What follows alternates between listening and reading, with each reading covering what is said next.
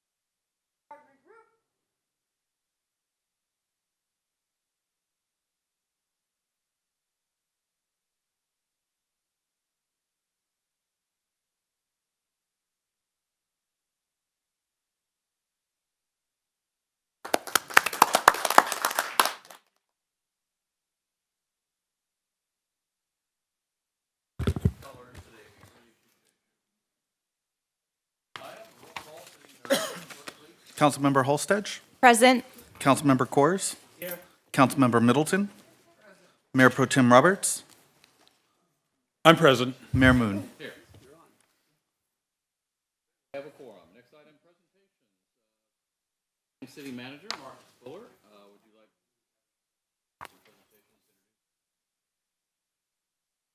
like? Yes, we do. We have one presentation tonight from Path of Life Ministries. Thank you.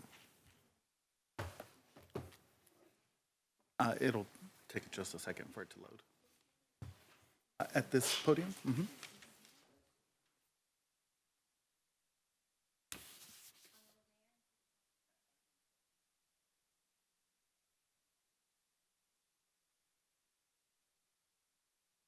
There you go.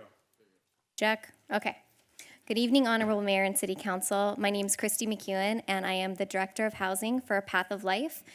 We are currently contracted with the Coachella Valley Association of Governments to provide Coachella Valley Housing First opportunities for those experiencing homelessness in the Coachella Valley. Behind me in the audience, I have Cheryl Darlene with the Coachella Valley Association of Governments, as well as Greg Kofos with Path of Life. He oversees the Coachella Valley Housing First initiative. So Path of Life, we have been in the community since 2003, and I'm going to do a brief overview. I will be respectful of your time. Some of the services that we provide to the Coachella Valley and to Palm Springs specifically include our shelters, as well as outreach, behavioral health, employment, childcare, and really everything that goes along with ending someone's homelessness. Ultimately, the only cure to homelessness is housing. In regards to the Coachella Valley Housing First initiative, there has been an outreach expansion. We really heard from the communities and from the cities at large that there was a need for a response in the streets beyond what was already being provided by our fellow agencies. So you have, in Palm Springs, a team of 2 outreach workers that partner with the police department. We actually had our meeting with the deputy chief and the police homelessness task force earlier in the month. That was exceptionally fruitful. We were able to actually go by name for some of those that are the most challenging in your community, because housing is typically prioritized for the person who truly needs it the most, who is accessing emergency services, 5150s, hospitalizations, and that is the person who's going to be housed the soonest. And the police can really be experts on that. So just a brief overview of homelessness. I know that it's a really difficult subject, especially with your stakeholders. Something that has been nationally proven is that to ignore a person experiencing homelessness is actually more expensive than to house them by a significant amount. So the national studies show, and Riverside County is a good comparison, that to ignore somebody experiencing homelessness costs about $60,000 per person because of the amount of police engagements, the amount of damages, some of the loss of revenue for tourism, just some compounded events, especially if you think of hospital stays and emergency services. So every time an ambulance needs to go into an encampment, every time somebody needs to access the ER instead of a typical physician, those add up. So for anyone who's concerned about spending dollars on a citizen in your town experiencing homelessness, they already are. And this intervention in regards to Housing First is the smart way to spend that money, no matter what that money is getting spent. So I'm going to put my smart money on a third of the cost for a permanent housing intervention rather than just trying to Band-Aid or overlook the problem. And Palm Springs has been an incredible partner in this. You really are at the forefront of trying to look for creative solutions and innovating in this area. This is just another slide that shows the costs of homelessness, mental health, care in jail, those sorts of things. Palm Springs specifically, we wanted to bring you numbers after our first year. So we have been operating in the city of Palm Springs formally with this Coachella Valley Housing First program and for more than a year now. And there are a few different components to the program. I won't belabor you with too much, but some highlights here are that the crisis stabilization housing is a unique opportunity when somebody comes to the city, City Hall, somebody contacts Dale, and they're really in need right now. And maybe a typical shelter isn't the right fit. They have severe medical needs, something to bring to your attention, and I'm sure you're already aware. The oldest, 1 in 5 people, 20% of the people we serve in Palm Springs are more than 70 years of age. There's a very vulnerable population of people experiencing homelessness in Palm Springs. So somebody who's over 70, and my oldest participant from Palm Springs has actually been 94, a mass shelter environment might not be the right fit for them. And so having that crisis stabilization option where they can plug in their medical equipment, where they can receive care and in-home supportive services while we link them to Section 8 or to rapid rehousing, those options, incredibly valuable. So that's been a unique, and also some people have service animals or companion animals, and the crisis stabilization housing is a place where we can work with that. We also have a kennel at our shelters in Riverside, but there aren't that many options in the East County and in the Valley for those companion animals to be sheltered with somebody experiencing homelessness. Rapid rehousing, if you're familiar, it's a short-term subsidy that is gradually decreased until somebody reaches self-sufficiency. A lot of things go into that. We call it housing first, not housing only, which means that we help them find a landlord, we help them get a lease in their own name, and it doesn't stop there. That's where we bring in those supportive services along the way, of course, but that first, we have to cure the homelessness first, and then we start working with the behavioral health conditions, any kind of actual physical wellness challenges, a job, how they're gonna sustain that unit and that apartment once they're in it.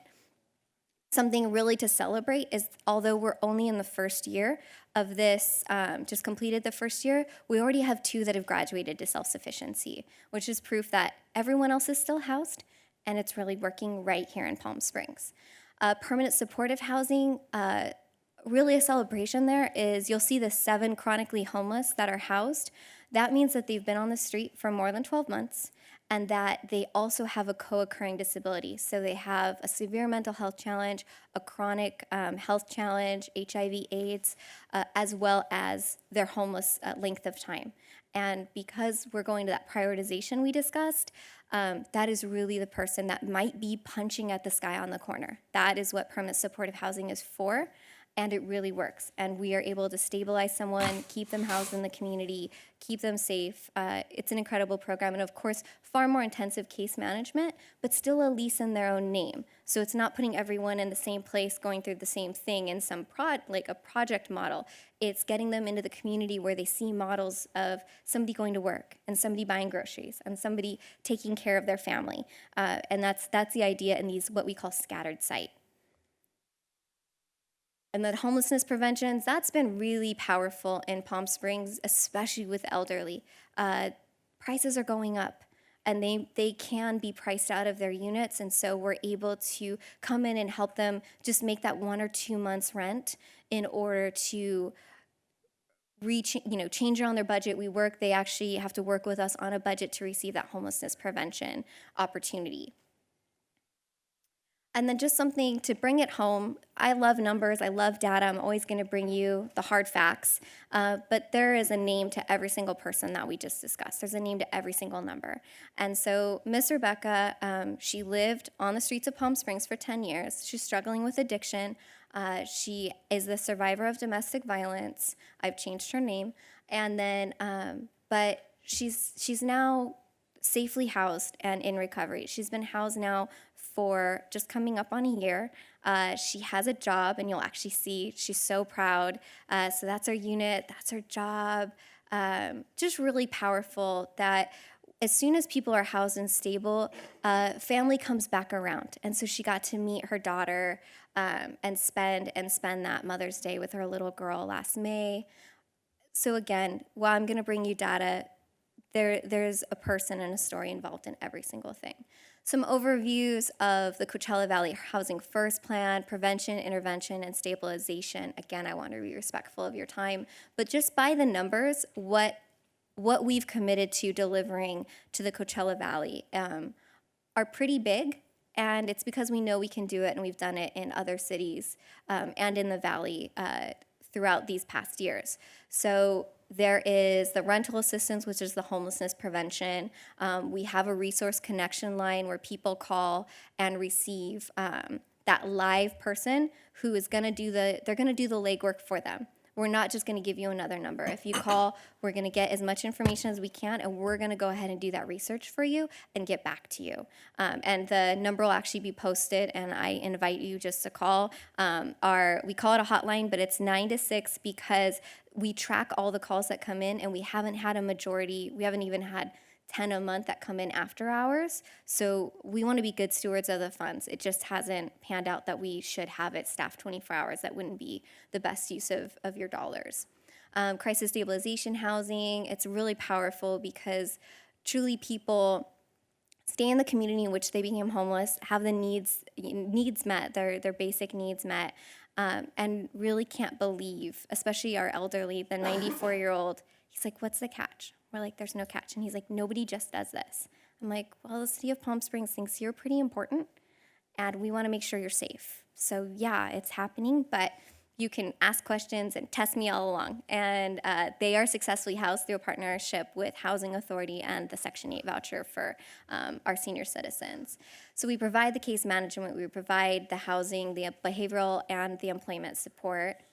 And then truly, at the end of the day, homes are what end homelessness. And so that's our focus. And again, if you want to give out this number, please do. We're working with CVAG to get a bit more of the marketing out there. If you haven't heard about this offering, that's coming.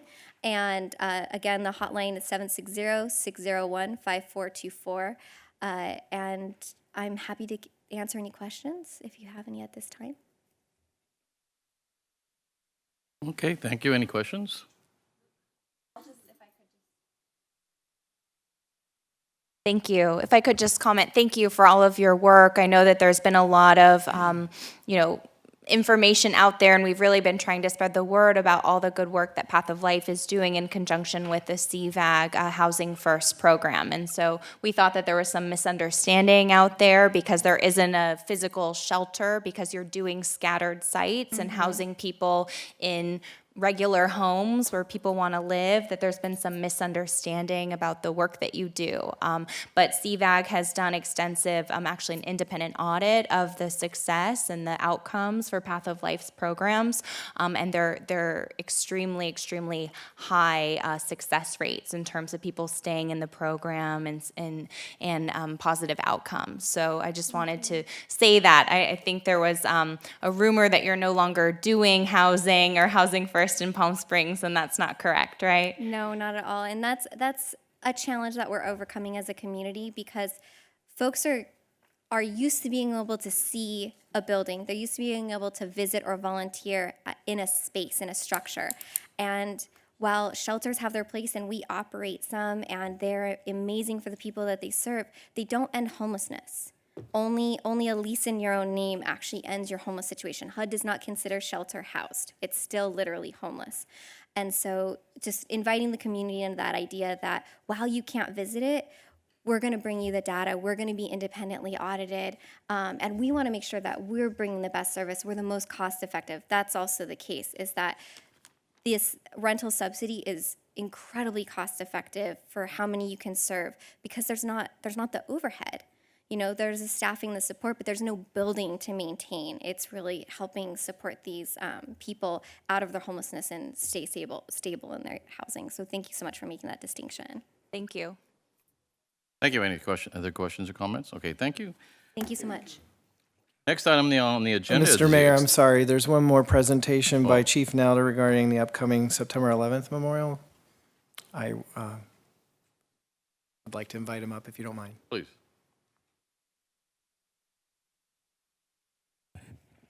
Thank you. This is City Manager Fuller. Mayor, council members. So this coming Tuesday, September 11th, 2018, marks the 17-year anniversary of the terrorist attack on the World Trade Center, the Pentagon, and the United Flight.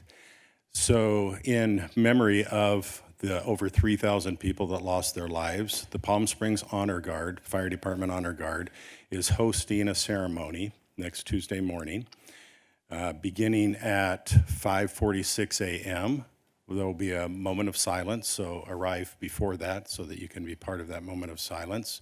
And then at 6:27, which is sunrise, the Honor Guard will lower flags to half staff. In between the moment of silence and the lowering of the flag, there will be an audio tape of the actual communication between the firefighters that ascended to the 78th floor that day in the South Tower. And you'll also be able to walk around the memorial that was dedicated 3 years ago here in Palm Springs. And that memorial and this event is hosted in front of the memorial at 300 North El Cielo. We want to invite all the council members, all city staff, and all members of the public to join us at 5:46 a.m. next Tuesday morning. Thank you. Thank you, Chief Nalder.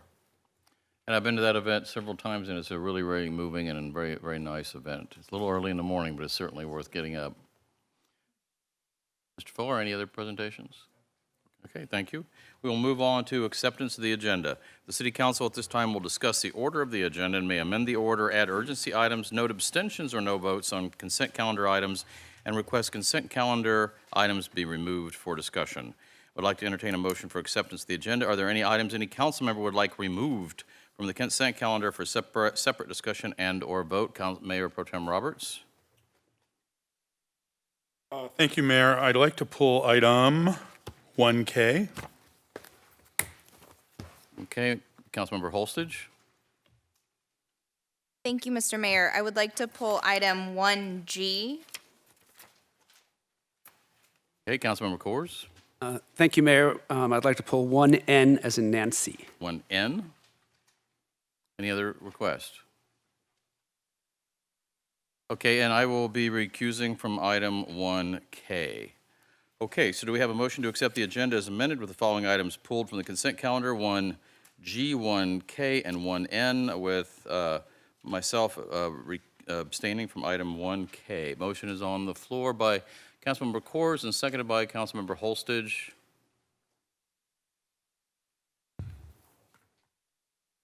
Motion passes 5-0. Okay, thank you, City Clerk. Next item, report of the closed section City Attorney.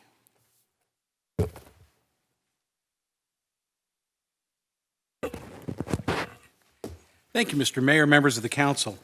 The closed session agenda was somewhat lengthy, and my report is that there was no reportable action taken on any item. The mayor did recuse himself with respect to the second item of existing litigation and left the closed session because the property that is the subject of that litigation is within 500 feet of his home. As to the anticipated litigation, We did cover all 8 matters noticed. As to the initiation of litigation, we did not cover the WCP DSSH Holdings 3 matter because that matter settled. And we also did not cover one of the matters unidentified by name. So we did 10 initiation of litigation matters. We did not have time for the public employee performance evaluation, and we did not pursue the last 3 noticed property, that is real property negotiation items, the Vineyard parking lot, the Baristo parking structure, and the Plaza Mercado parking lot. All the other real property was considered. That concludes my report, Mr. Mayor. Thank you, Mr. Kotkin. The next item is public testimony, and City Clerk, are you putting the names into the system? I don't see any. Oh, there they are, okay. Public testimony, this time has been set aside for members of the public to address the City Council only on agenda items for 2 minutes. 2 minutes will be assigned to each speaker. Testimony for public hearings will only be taken at the time of the hearing, and general public comments on non-agenda items will be taken later in the meeting.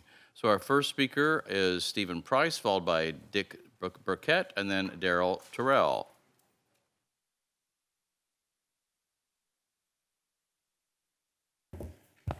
I wore this shirt so you could hear me coming. Hi, I'm Stephen Price. I'm on the board of the Palm Springs Preservation Foundation. I am here to speak about item 3B on the agenda. We sent a letter to the council, which I'm sure you've seen. I just want to second our support of the moratorium under consideration. The law as intended seems sound, as it's on the books, giving flexibility to homeowners, builders, and speculators alike, while being responsive to the sensibilities of the community overall. But as will happen, challenges and experiments, some stretching of the loopholes. The three-wall remodel has become a practice that's an untrammeled travesty in every California jurisdiction. I've seen it from San Francisco to Los Angeles to Palm Springs. I know at least one of our esteemed council members is in the building trade and must get pretty steamed, seeing others defying or the result of their distorting the rules. And while he and others abide with integrity and adherence to the intent. This moratorium is not to rush new rules unstudied into place. It's just to stop an invasive practice for a period of time to see what works and what doesn't. With the laws in the books, the HSPB has already been very diligent in researching that and laying that foundation and its framing. I hope if it comes to a vote tonight, you'll vote in favor of the best practices and enact the moratorium. Thank you. Thank you, Mr. Price. Our next speaker is Dick Burkett, followed by Daryl Terrell, and then Barbara Beatty. Hi, good evening, Council. My name is Dick Burkett. As Vice Chair of the Historic Preservation Board for the City of Palm Springs, I really appreciate this opportunity to share with you a brief update regarding a proposed revision of the demolition ordinance. A demolition ordinance revision subcommittee was appointed, comprised of HSB members Bill Lavoie, Todd Hayes, and myself, as well as Planning Board Commissioners Peter Maruzzi and Doug Donenfeld. The subcommittee, along with City Legal Counsel and the Director of Planning, have had multiple meetings over the past few months, reviewing options and solutions to the issues that have risen from continued loss of Class 3 properties. Prior to setting out on the task, we did extensive research of 7 other prominent California cities that have addressed the loss of historic properties by demolition. The idea was to use this as a benchmark of what other cities have crafted regarding their demolition ordinances. The subcommittee will present their initial findings to the HSP meeting on September the 11th, this coming Tuesday, for the entire board's review and input with the goal of a draft ordinance to be presented in October. As the subcommittee is about ready to wrap up our deliberations, the next step would be to submit the draft ordinance recommendations to council shortly thereafter. Our goal is to bring you a well-thought-out set of revision recommendations to present demolition ordinance supported by benchmarks of other cities. We look forward to returning with a comprehensive package and will appreciate your consideration at that time. Thank you very much. Thank you, Mr. Burkett. Next is Darrell Terrell, then Barbara Beatty, then Robin Abrahams, and then Judy Deertrack. Ms. Deertrack will be our last speaker unless someone else puts a card in. If anyone else wishes to speak, please put a card into the city clerk at this time. Hi, my name is Darrell Terrell from Moreno Valley. I'm here in support of item 5A because legislative advocacy plays a central role in protecting local control and keeping and getting your fair share of local revenue generated by your business community and your residents. As you all know, how Sacramento likes to balance their budget on our backs. They like to pass unfunded mandates, that money we don't even have.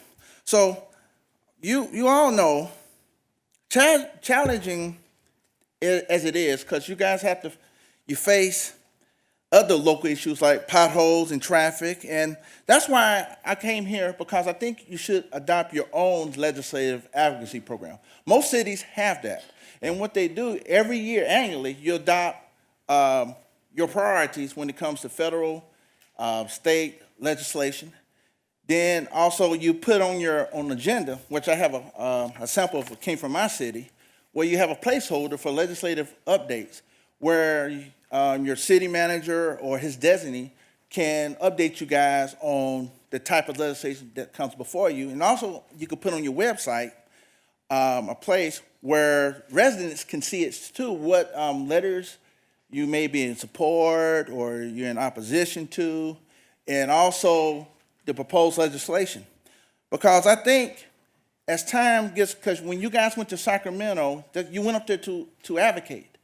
But you should pass something annually so you can look at it annually, you can adopt it, what you're going to see. Then you can lobby your efforts to make sure that you support legislation or be against things that's going to be detrimental to your community. So I'd like to enter this into the public record. Thank you, Mr. Terrell. Next speaker is Barbara Beatty, followed by Robin Abrahams, and then Judy Deertrack. I was going to speak on item 1K. Is this appropriate, being that it was pulled? Yeah, you can speak on this. Okay. My concern is many, and one is that this particular item has to do, as you well know, with the camera that was installed in our mayor's office. Item 1K talked about is in reference to you approving up to $85,000 in attorney fees for an outside investigation. You never mentioned Mayor Moon's name on the agenda, so unless somebody's really knew what they were looking for, it would be difficult for us to even know why you didn't do that. And I think you're all about transparency, and I don't understand why that wasn't mentioned. You're also about transparency, and yet the very item that you're concerned about is a camera is what helps us to be more transparent. The state of California is only one of 11 states that actually has this law, the audio law.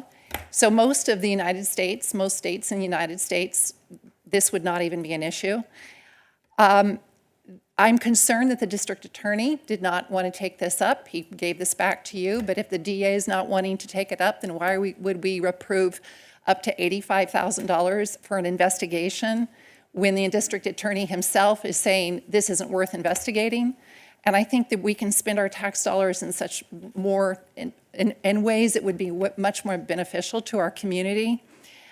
And if you do, when you do decide to go through this, to me, a very expensive investigation, what do you do with it? So once this is investigated, we spend up to 85 grand, what's going to accomplish? You're going to take it back to the DA, hoping that they would prosecute and then maybe say that our mayor has committed a crime? I don't think that he's committed a crime by having a camera, and I think that you're making a lot of something out of nothing. I know I have been misunderstood, and I have been, by both JR and Jeff, have been publicly ridiculed on a social media, and I feel like the same thing's happening with our mayor, and I think that what's taking place is bullying. Speedy, your time is up. Thank you very much. Our next speaker is Robin Abrahams, followed by Judy Deertrack.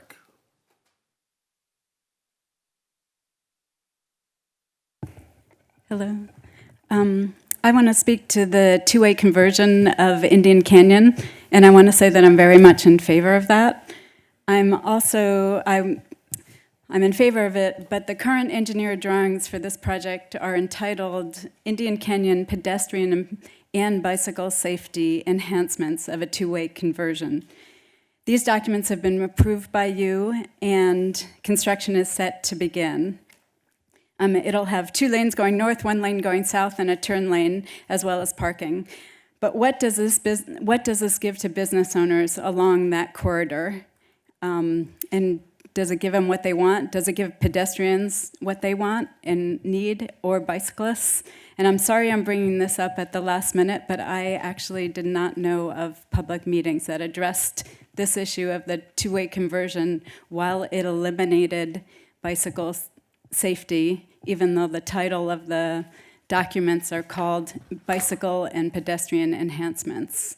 Right now, there are sharrows on Indian Canyon. Those, as I understand it, are going away, and they are not being replaced with either more sharrows or preferably, and I think most importantly, with a designated bicycle lane or a buffered lane. And my attitude is that if we provide this for all the residents as well as the tourists, it'll bring people downtown, and it'll create another mode of transportation that'll bring people to those businesses along Indian Canyon.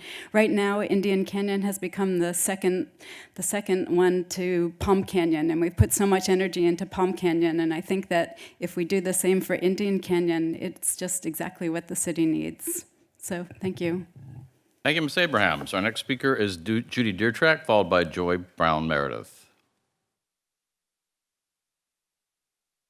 Thank you. My name is Judy Deertrack, and I'm a resident of Palm Springs. I'm here on item number 1K with the potential investigation of Robert Moon for $85,000 in attorney's fees. I'm also here coming out of a kind of hibernation because I felt pretty roughed up at the end of the campaign when I dealt with at least 4 of you on this panel that was involved, I think, in some of the tenor of the campaign. If you feel that you are good-thinking people that don't have a capability of hurting people from political ambition, I would beg to differ that that's not the way that everybody experiences you. And I am here tonight because it hurts to see the mayor treated the way that I felt treated myself. The second thing is I think that 2 of you at least are attorneys, and I feel that the law has grossly been misrepresented here, because I keep hearing you talk about Penal Code 632, which indicates it is illegal and criminal to record a conversation without the consent and knowledge of the people involved, which is what Penal Code 632 states. However, the Supreme Court of California, and I sent this to you 3 months ago, put in a second test that the expectation of privacy, even when it is breached, is not sufficient for a finding of either a civil tort or a crime, because what you must find is an egregious intent to harm. You have to find specific malice. My question to you is, if you initiate an $85,000 investigation of the mayor's conduct, are you spending $85,000 of our money to probe his malicious intent? We need to know your purpose. Thank you. Thank you, Ms. Deertrack. Next speaker is Joy Brown Meredith, and Ms. Meredith will be our last speaker unless someone else puts a card into the city clerk at this time. Good evening, Mayor and City Council, city staff, everybody else. Hey, I came here tonight to briefly address you on 2 items. One is number 1I, which is palm tree trimming. So I know if you're on social media, you might catch some of the things recently because some skirts fell down again. But it's my understanding that it's because there was a little bit of a delay with this contract. So I just want to make sure that people understand that it is being addressed. And I also really want to give thanks to Stacy Schaefer and Heather McPherson and the downtown crews for how fast they get there to clean up that mess. I mean, it happens sometimes, right? And it is unfortunate. So the best we could ask for is that we got great staff that'll come take care of it for us as quickly as humanly possible. I also want to talk to you also on 4A regarding Indian Canyon. So this has been going on for a long time. I have to really tell you, as president of Main Street, I was very happy with this particular layout because we don't lose the parking. And that has always been a problem for us. And I think that this was a hard balance between pedestrians and locals and tourists and drivers and bike riders. So when you're trying to do a compromise like this, sometimes that's difficult. Marcus and his staff, the new engineer, and Mike Lightar, they came to Main Street on Tuesday for question and answer, explained everything very well, and so I hate to always be a goody two-shoes, but I just got to say, my interactions with city staff almost 100% of the time is stellar, and that's just the fact of it. So I believe that when you have good service like that, whether it's at City Hall or at Dairy Queen, you ought to let somebody know. Thank you.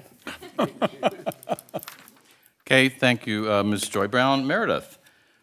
Okay, if there's no other speakers, that will close our public testimony for non-public hearing agenda items only. Next item is public testimony. This time has been set aside for members of the public to address the city council only on oh, I'm sorry, we just did that, duh. Okay. Sorry, I got a little off on my agenda here. We haven't done this for a while, have we? Oh, we haven't. You know, it's been a month, and when you're turning 69 years old, sometimes you forget A little stuff. rusty there. Okay, the next item is City Council Subcommittee and City Manager's comments and reports. This time has been set aside for the City Council to provide additional general comments, reports, and announcements. Additionally, this time is set aside for the City Manager to update the City Council on important items initiated by the staff or previously requested by the Council. Mayor Pro Tem Roberts. So I would like to direct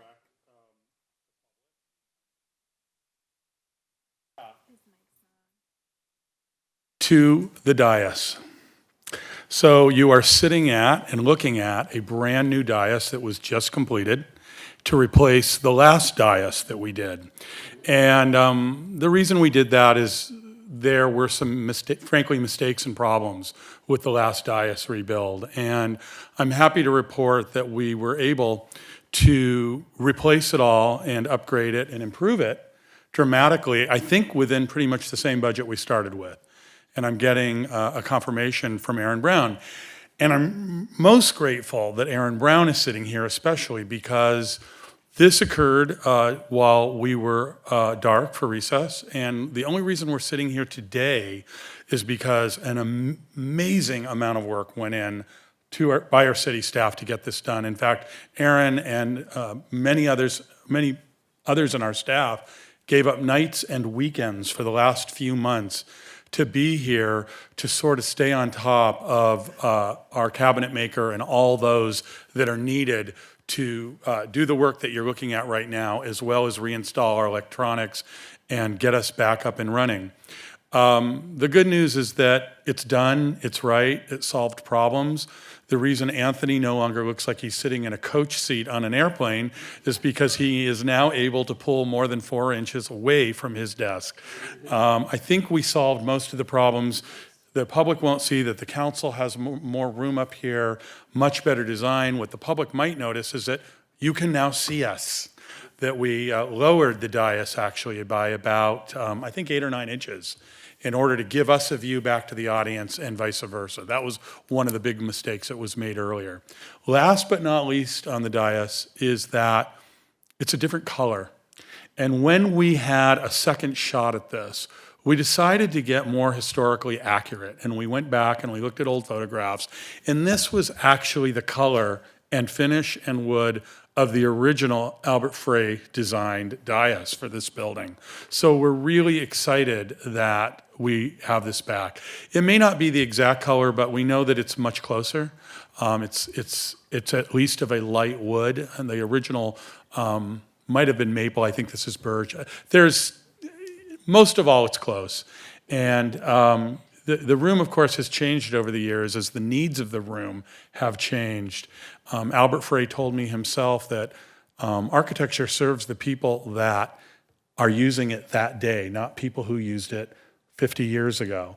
And that architecture and the uses of those rooms have to adapt to those new users. So hopefully he and John Porter Clark are pleased with the changes that we've made. And I will also report that it's not complete. There's still some tweaks and things that we're going to see. And one very exciting thing we're doing is a change order. We're adding a dais for our chief of police and our fire chief. So they are no longer sitting in a hole down next to us as if they are being punished. We're actually going to bring them up with the rest of the staff so that we can actually converse and see one another. And the subcommittee I have to report, I'm actually going to pass to my colleague, Lisa Middleton, because we had a meeting with our downtown subcommittee, if she's willing to do it. But the last thing I needed to say, because I'm a lovesick fool for my sisters, is that they're here tonight from out of town. My sister Markel's and my sister Kevin are sitting in the audience there. And they've never been here to City Hall. So along with filling them up with coffee and caffeine, I'm thrilled to see them here tonight. And Mayor, that's what I have for now. Thank you. And you're going to subject them to the State of the City address tomorrow. Well, I think we're going to subject them to the State of the City tomorrow. Councilmember Middleton? I can't turn off my microphone. Aaron. That's on. Okay, Just thank a you. delay. I want to compliment and thank Mayor Pro Tem Roberts for all of the work that you did that went into this redesign, as well as a big thank you to Aaron Brown for all of his technical work that was associated. I think the both of you have a new career in general contracting.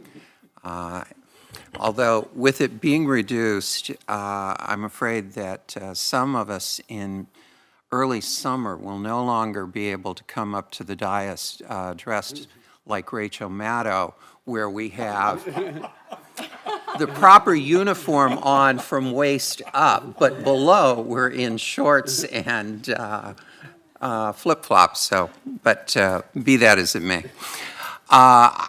I, along with Councilmember Coors, have been a part of the subcommittee as we make the move to districts, and in the course of that, we have had numerous meetings in our community, from Desert Highland to Demuth to meetings at the Convention Center, meetings with Main Street. We're truly trying to reach out to the community. I want to very much congratulate and thank all of the people on the California Voting Rights Act work group for the work that they have done. And in just over 2 weeks, on September 27th, we will see a presentation of their reports.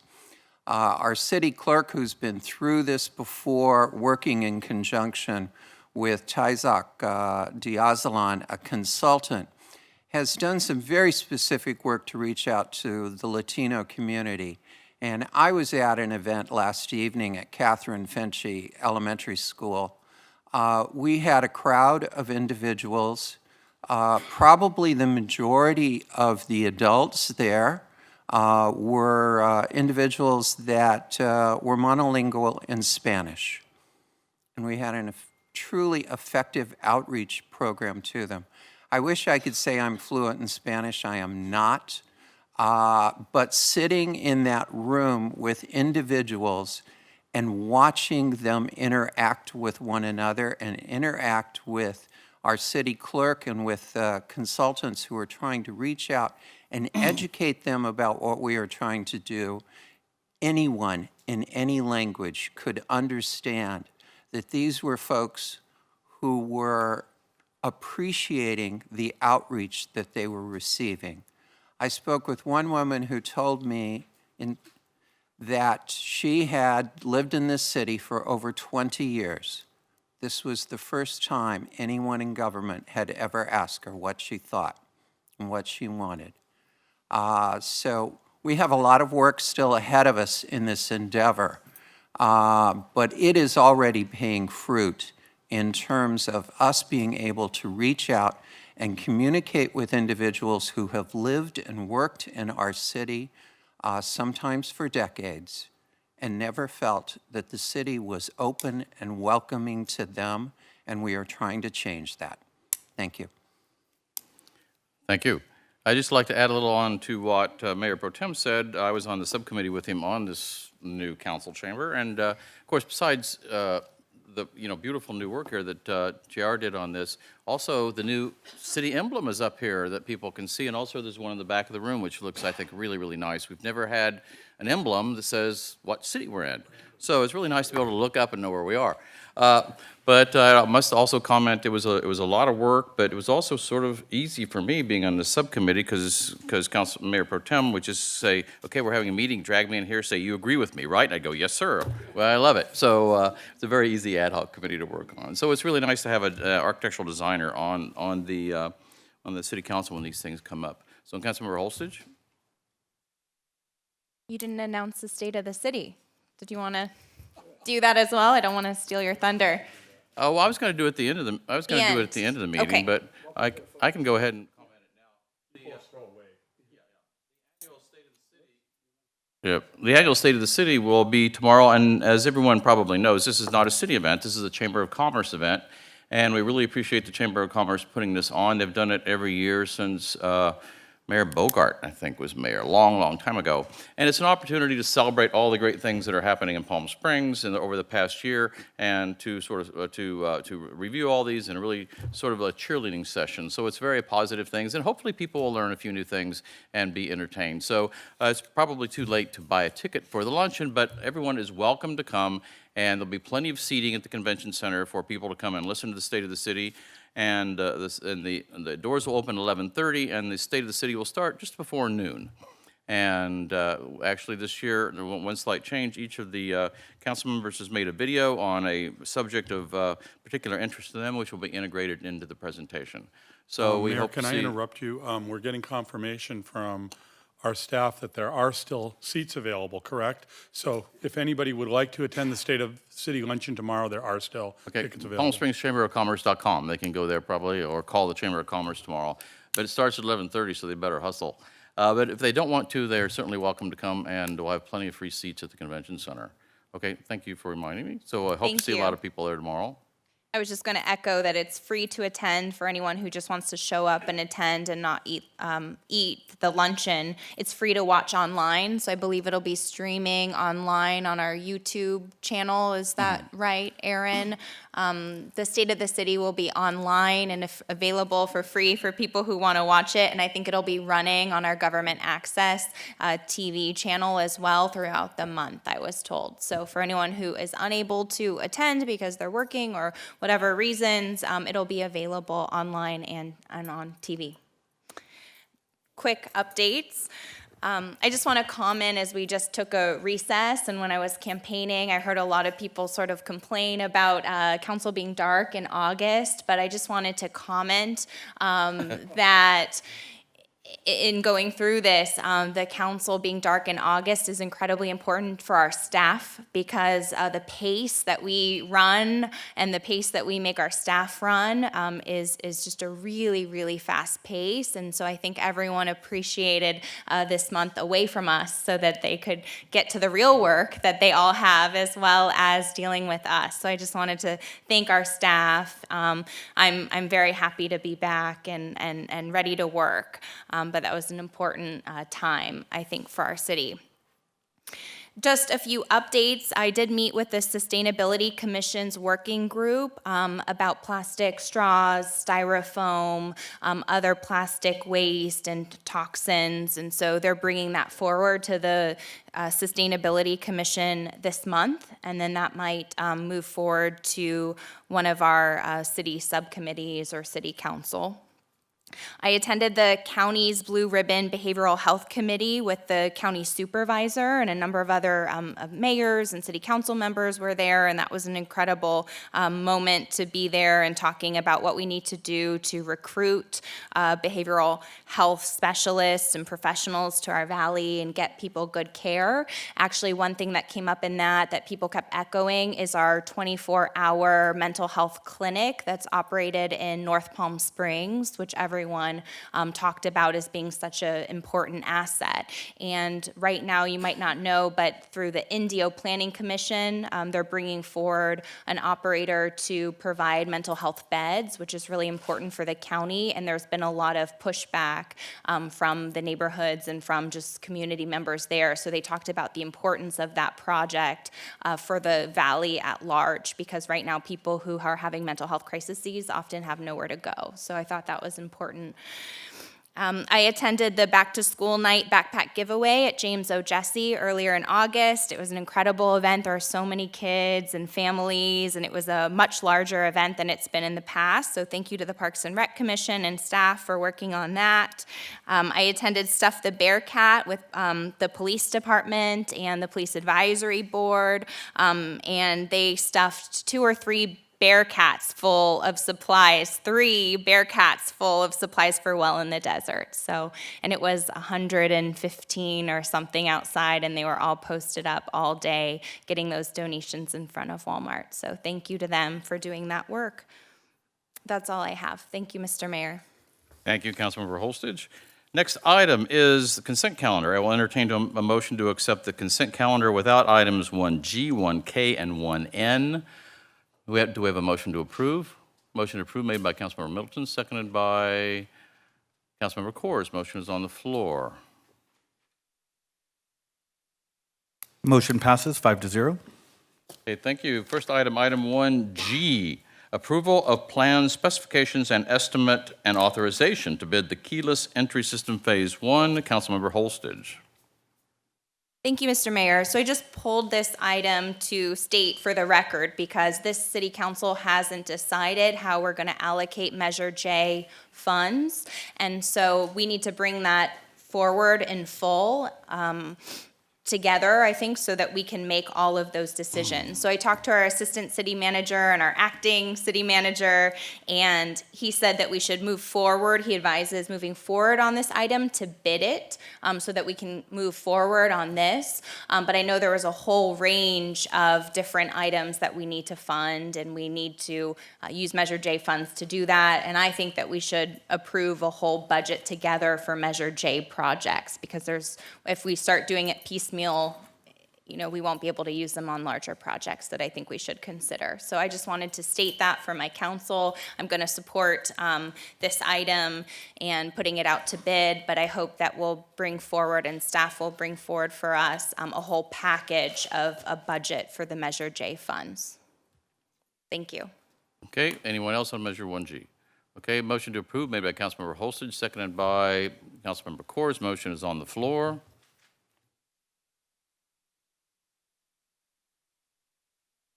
Councilmember Holstage?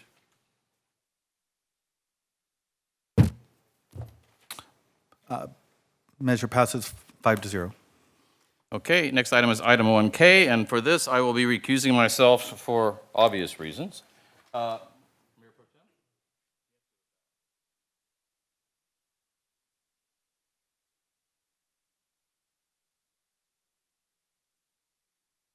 Tem? Thank you, Mayor, as you leave the room. I brought this up, or I pulled it, just because I thought it was worthy of a little bit more conversation, if not just a comment. I've gotten some letters and some phone calls on this issue, and the issue that I'm referring to for the public is the council approving funds for an investigation with respect to an issue of the mayor and recording equipment in his office. I can assure you that this is no fun for me, it is no fun for my colleagues, and it is no fun for our staff, especially in light of what this city went through with our former mayor. And I don't need to remind anyone of that. So the reason I'm bringing it up is there have been questions and accusations that this was about a conspiracy or council members who want to gang up and hurt the mayor.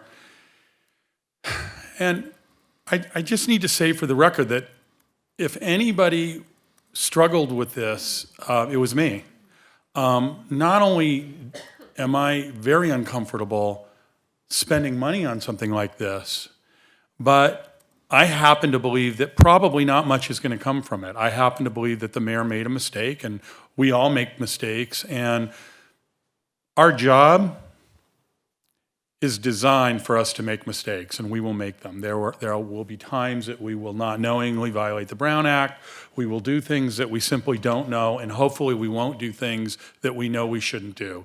But all in all, we're going to make mistakes just like everybody else. And we can only hold ourselves to the same standards that we would hold others, which includes forgiveness and patience. I will support this expenditure, and I wanted to state why I personally am doing this. Because the mayor does, and the mayor did. And I have huge respect for the mayor for doing that, to actually vote to move forward with this investigation. I think in another time, this may have been handled differently, but I think that we as a council made a strong and clear promise to our constituency and to our public and to our staff and to each other to have the highest standards on transparency. And again, as much as I am pretty certain in my heart nothing will come of this, I think we owe it to our community to go through the process. And I think that it will set a tone for the future, that we take our integrity and we take our laws and we take the ordinances that we create as seriously as we expect the public to take them. And that's why I too will support this. And unless there are other comments on this, and are there other comments on this? Councilwoman. I want to thank the Mayor Pro Tem for his comments, and I certainly second them, most particularly the sentiment that none of us want to be here tonight having to do this.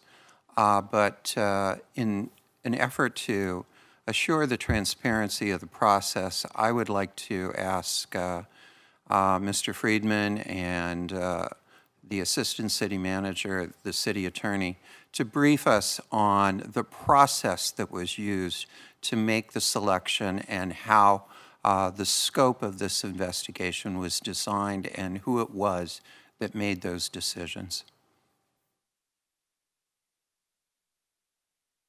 It is not on. Anthony, can you turn it on? Because I don't know if I can. Okay, you're on. Thank you very much, Councilmember Middleton. Thank you, members of Council, Mayor Pro Tem, for the opportunity to come before you. As you recall, at the July 11th meeting, I was designated to serve as liaison for Council to research and select an investigative firm to conduct the investigation. I did that, as you can imagine, in a very thorough fashion, essentially doing what I would have done, in many cases had done as an attorney partner at the largest law firm in the world, where we had to look for local counsel, and the same process that I, as a partner in that firm, went through a lot of times when our clients would put all of the top firms literally in the world up for competition and do an RFP. That is not required under the municipal code for searching for legal counsel. There is an exemption under Article 7, Section 7.01. Nevertheless, it's the procedure that you do follow for everything other than legal counsel. I believe it's Section 7.04. There is a provision for RFP. So I use that as a guide for the way, for example, that you look for firms to do the tree service that will be discussed later this evening. There is a very detailed procedure for RFPs in the municipal code for those forms of services. Not applicable, but exactly a good reference, and one, again, that I was quite familiar with. So the process was essentially to listen to the tape of the meeting of July 11th, take careful notes, also look at the report that the members of the subcommittee had prepared, and then to prepare a rather lengthy full page, when I did it as a Word document, RFP to several firms. I had a list that the city attorney provided for me as one of many resources that I was going to do for look for firms, and I did a lot of independent research, particularly looking for firms that had experience, as Google searches looking for who was involved in a League of California Cities materials on conflict of interest. There's a lot of stuff out there, and so I spent probably a day taking a list and coming up with a short list of 3 firms, and then asked the 3 firms to bid on the process. Intentionally so, these are firms that have nothing to do with not only Palm Springs, but the Coachella Valley. One was based in San Diego, one was based in Los Angeles. Well, 2 were based in Los Angeles, but the third one, the one actually that I decided, was handled by a partner based in Oakland. So to ensure that whoever was involved would be fully independent and nothing to do with the city of Palm Springs. So I sent out a proposal, RFP document, asked the 3 firms to consider it. One of them, based in San Diego, a smaller firm but with excellent credentials, decided after a couple of days, given their other matters, they decided not to bid. And I received 2 fairly detailed proposals from the firm in Los Angeles and the firm with the Los Angeles office, but responding via the Oakland, the partner based in Oakland. I considered both of them carefully. The Los Angeles one was, I felt, not particularly responsive, and in particular, the way they had pitched their forensic investigator was not tailored. It was literally a copy and paste from another document. So I looked at the law firm's proposal, wasn't bad, but I did not think that they had done the work to sufficiently tailor the role of the forensic investigator. The proposal that I received from the firm that I ultimately selected, Myers Nave, was absolutely outstanding. I hoped I had prepared RFP responses as good as theirs. Their experience, a detailed budget based on they have budgeting software for these things, and that's the firm that I ultimately selected. I feel very comfortable. I've not had a chance to meet Ms. Pading, who will be the partner leading the investigation with her colleague, but have spoken to her a number of times, found her quite reasonable and flexible in a couple of things like, well, it has to be $25,000 this month to go before council for a further amount at this meeting, agreeing to cap their fees for their disbursements at $7,500. Hopefully it'll be a lot less than that, but in case they had to come more than once, there's a little bit of extra for there. And so that is the procedure. I believe the city attorney would have done that if he had been charged with doing this, but it is a procedure that I was comfortable with, that I had substantial experience with, and I feel very comfortable on the qualities of the firm that I did select to go through this process. So I'm happy to answer any questions, but I can assure you that I took the mission given to me by council quite seriously. I was not in town for some of that, but I made sure that I took the time when I was away to move this forward, so there were no delays during my brief break from Palm Springs. Thank you. Thank you very David. much. Thank you very much. Yeah. To the best of your knowledge, what is being done here, is this consistent with standard practice in large organizations and public agencies? Very much so, and the proposal that I received from the Myers Nave firm, they have an incredible practice of going up and down the state of California and doing this. And so their proposal detailed literally up and down the state of California, very similar investigations. And that was one of the strong reasons that I had decided to say, this firm knows what they're doing. They know the questions to ask. They can get it done efficiently. The budget that they proposed was, by the way, just to make clear from the staff report, it's roughly $55,000, or $50,000 roughly in legal fees, up to $7,500 in disbursements, and the $30,000 is so we don't have to come before you again. Obviously, it's for contingencies if something comes up, but there's no change from the budget that was provided in their RFP, which is, as I said, roughly $50,000 in legal fees. And I want to stress that that is pretty much the number that I had in my head. So I had a number based on my own experience. I worked on a number of investigations when I was a partner, at least working on RFPs and explaining them to clients.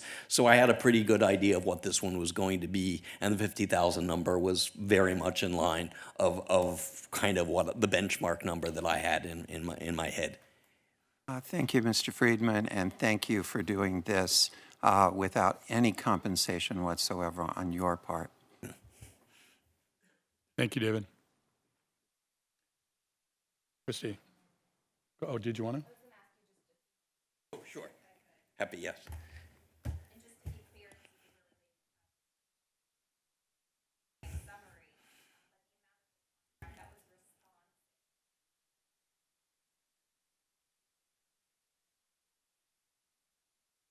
It was hard to figure out. I said I only got one response. The one that I did not pursue was based on particularly the forensic was based on a per document, and it really was assuming that they were doing e-discovery, and I couldn't really figure out what it was going to be.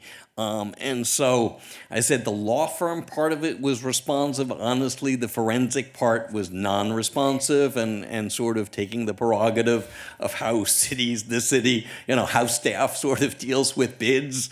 I mean, it was non-responsive in that sense. It was based on this is litigation and we're going to look for keywords and we're going to charge you based on keywords. And that's clearly not what this investigation was about. So it was sort of hard to price in that respect. And the other firm, as I said, provided a price very much in line of my other expectations.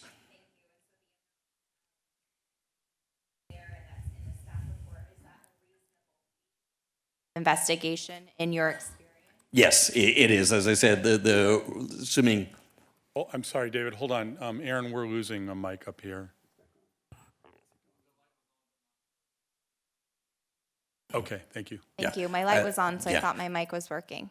$50,000 in legal fees is the number that I had in my head. I probably would have, done a lot more, anything number than higher than that, but this absolutely is the number. And the hours that are budgeted, and there's going to be a mix between partner time of council time and, junior staff time, and that's included in their own budgeting software. I don't have behind the sort of numbers, but they did provide a total for that, and I put that in the staff report. So roughly $38,200 is the number they provided for the strict legal fees. They anticipate that the investigator will take 20 hours at $450. His normal rate is $800, but for municipal projects he does $450. If sort of a regular corporate litigation would have been $800, and then the rest is an up to $7,500 in disbursements. But I made it clear to them that that was a cap, but please be efficient. And as they're trying to be, they expect to get their interviews done in 2 days. Thank you. And just my last question. One thing that the city attorney does for us, which he's not working on this investigation, is to oversee that budget from a law firm and their hours. So are you going to do that and carefully monitor it so that they're not overspending what you think this is worth? Yeah, and I'll be working very closely with Mr. King on that because he's the one who he's not involved, and there's an ethical barrier between him and the city attorney. So I'll be working closely with that. They probably haven't done all that much for the simple reason that the interviews have not occurred until the week after next, I believe, is when they're scheduled for. So I'm sure they're preparing. The clock is running. I try to keep my own conversations to a sort of efficient minimum because when I call Ms. Pading, the clock is running, and I know how it feels, and I know what my own clients have said when I do that. So once again, there's a lot of this that I had 30 years of experience of doing this, and I'm honored to have been tasked with this by council. But I'm doing this the way I would do it for my own clients, or and did for my own clients in many respects. Thank you. Thank you for your service to the city. And I keep saying we couldn't afford you if we hired you as a lawyer for the city. So thank you. Thank you. I'll just make a comment. I really dislike spending money on this as well. every single dollar we spend, we guard carefully. We know the public entrusts us with public monies. Part of our job is dealing with exposure to litigation, and we just spent 3 hours before this meeting spending city money on litigation. And so as an employment law attorney who does cases that are similar to this, I know that this amount, though it's seemingly a lot, and I don't question that, it's far below the amount that even one employment law case would cost the city, if we had many. And so I think that the record keeping function of this investigation, this record keeping of what had occurred, will be important in protecting the city against liability that could be $200,000, $300,000 or more. And so for that reason alone, I'm supporting this motion. Any last comments? Staff? Okay.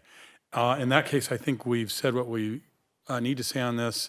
Mr. Friedman, again, thank you very much. It sounds to me also as though we were thanking you and at the same time asking you for more work. I think that sort of got snuck in on you, and I hope you're okay with it. And we will release you from service in, I'm sure, no less than 2 years, right?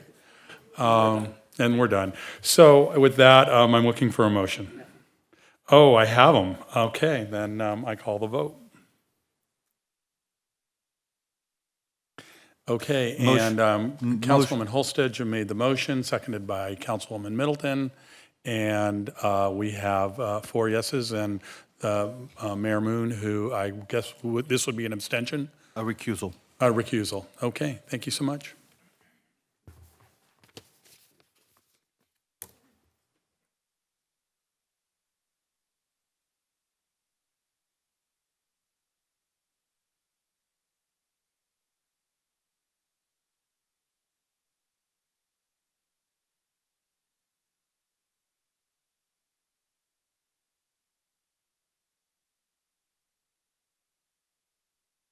Okay, the next item is item 1N, and item 1N is approve amendment number 9 to consulting services agreement for loss control and regulatory services with Keenan and Associates. Staff report, please. Oh, excuse me. This is Councilmember Coors. Yeah, thank you, Mr. Mayor. Just wanted to point out we need to update the non-discrimination provision. I think because this was a extension which has been going, I think, since 2009. It might have been missed, but we should probably update it in this as well. So, and I spoke to the city attorney about it as we walked in, so thank you. Any other discussion on item 1N? Okay, seeing none, motion to approve is made by Councilmember Coors, seconded by Councilmember Middleton. Motion is on the floor. Motion passes 5-0. Okay, thank you very much. Next item is public hearings. Item 2. Item 2A, calling and conducting a special election and introducing an ordinance authorizing the levy of special taxes within annexation number 19 to Community Facilities District number 2005-1, Public Safety Services. City staff report, please. Honorable Mayor, City Council. The City Council previously established Community Facilities District 2005-1. And in September 2005, to levy a special tax on fee status properties located within the city, to provide a financing mechanism to sustain the delivery of public safety services to new residential developments located on those properties. This action completes the annexation of additional properties into the CFD, which is also known as the Dream Hotel. And if council so chooses, please open the public hearing, take any testimony, and then direct the city clerk to conduct the special election. Okay, thank you very much. Do we have any questions of staff before I open the first public hearing? Seeing none, we will open the first public hearing. We don't have an applicant to speak. Do we have anyone who wishes to speak on this subject? No one has put in a comment card. Okay, seeing none, we will close the first public hearing. Next item, to adopt a resolution entitled Resolution of the City Council. Mr. Mayor? Oh, I'm sorry, go ahead. I need to conduct the election. Sorry, yes, you have to do this, you have to do the vote. There is only one ballot, and that ballot has voted yes, and that is signed by Abdul Leilani. So the council can proceed with adopting the resolution if it so chooses. Okay, thank you very much. Okay, do we have any questions of staff on the second portion? Okay, do we have a motion to approve? Motion approved by Mayor Pro Tem Roberts, seconded by Councilmember Holstage. Motion is on the floor.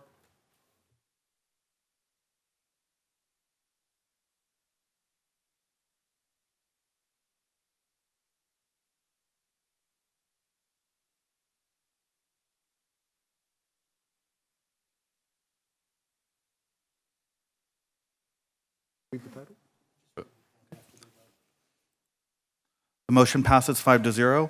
And if I could note, this does have an ordinance being introduced, which is an ordinance of the City Council of the City of Palm Springs, California, authorizing the levy of special taxes in the Community Facilities District, including certain annexation territory identified as Annexation Number 19, Dream Hotel Tract Map Number 35236 into Community Facilities District Number 2005-1, Public Safety Services.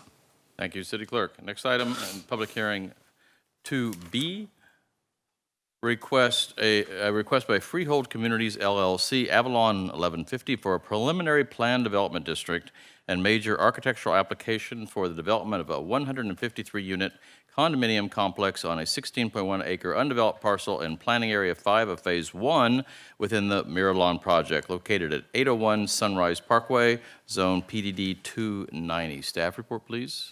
Mr. Mayor and members of council, item 2B is a request for approval of a preliminary plan development and major architectural application for a multifamily project that will be located in the interior of the Miralon development.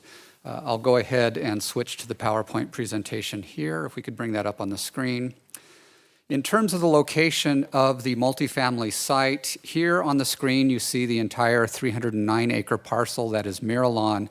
The multifamily parcel is outlined in red there. It's in the southwest quadrant of the development, and it will encompass approximately 153 residential units there within the multifamily component. In terms of the approvals for this, the Miralon project was originally approved back in 2004. Under that 2004 approval, it requires the two multifamily parcels within the Miralon development to be approved as a planned development district. However, it also indicates that they must adhere to the R3 multifamily development standards. And so the applicant has filed a planned development district application, but the project adheres to the R3 development standards and no waivers are being requested from development standards. In addition, the City Council adopted revised design guidelines for Miralon back in 2016. This project will also be required to adhere to those design guidelines, and that's what the Planning Commission and the Architectural Advisory Committee have reviewed relative to this project. In terms of the approval process, we've been moving on this project for about a year. The Planning Commission held 2 study sessions to review the layout and design of this multifamily complex back in October of 2017, and then again a redesign of that in December of 2017. Incorporating the comments made by the Planning Commission, the applicant then went forward to the Architectural Advisory Committee. The Architectural Advisory Committee reviewed the project in May of 2018 and then finalized their recommendations in June. This was then forwarded to the Planning Commission, who reviewed and recommended approval of the project in July. In terms of the actual application itself, again, there's 153 units. They will be both attached and detached condominium units. There are a total of 5 different floor plans that range from approximately 1,100 square feet to about 1,800 square feet in size. The condominiums will be between 1 and 2 stories in height. Each will have an enclosed 2-car garage. There will be guest parking that is scattered throughout the development. The units will also have the option for having a small pool within a private yard area. However, the entire complex is closely adjacent to the amenity center, where there are 2 pools and other recreational features for residents to enjoy. In terms of the layout of the site, it's a rectangular site. There is a U-shaped driveway that goes through the project. And one of the key components of the project is it has a central pedestrian paseo that goes through the center of the project with a park at the south end of that. Another thing that you'll see is the arrows off to the right. Along each of the auto courts, there is pedestrian access to the olive groves on either side of the project. And so there are many opportunities for residents of this project to directly access the olive groves and the open space that's within the Miralon development. The detail that I have there on the left shows the design of the Central Paseo area. This is something that both AAC and Planning Commission had a lot of comments about in terms of that design, and they've done a great job in terms of the pedestrian walkway that goes through that. It was originally a straight shot. They've now offset it, and also provided variety in terms of 1- and 2-story units along that Central Paseo, and providing shade trees and shade structures along that Central Paseo. In terms of the layout of the units themselves, they'll be grouped in units of 4, 6, and 8 units along auto courts on either side of the central driveway, the U-shaped driveway. You can see here on the floor plan on the left that there are, again, attached units and detached units. Primarily, it is the 1-story units that are attached and the 2-story units that are detached. Just going back to its proximity, the multifamily site to the amenity center and the clubhouse. I've got the clubhouse circled there with the oval red circle, and then the outline is of the multifamily development. But one of the key things that we wanted to make sure happened, this was discussed at length in Planning Commission and Architectural Advisory Committee, is to make sure that residents of the multifamily project were within close walking distance to the clubhouse and amenities. As you can see here from this sheet that's also contained in your backup materials, residents in this complex are generally within a 5-minute walk of the amenity center. The outer reaches of the development are about 8 minutes from the amenity center. So all will be within walking distance, again, and available to the groves that are immediately adjacent to the site. In terms of its conformance to development standards, as I had mentioned earlier, it does conform to all of the R3 multifamily zoning district standards in terms of its lot coverage, height limit, parking requirements, and open space requirements within the development parcel itself. The density of the project is 10.3 units to the acre, which is in conformance with the general plan medium density residential designation that is appropriate to the site. And then there is a settlement agreement that's applicable to the Miralon development. No more than a maximum of 1,150 units can be developed. The multifamily residential count is well within the means of that overall unit limit on the development. In terms of the next step, should the City Council approve the preliminary plan development tonight, our plan development process is a 2-stage process. What would be required next is they would present their final plan development to the Architectural Advisory Committee and the Planning Commission for approval. And so the Planning Commission and Architectural Advisory Committee would review the colors, materials, and construction details of the units and the landscape plan in detail and make sure that it's consistent with the preliminary approval. That concludes my presentation to you. The applicant also has a PowerPoint presentation for you. I'd be happy to answer any questions you might have before the applicant comes forward. Does anyone have any questions of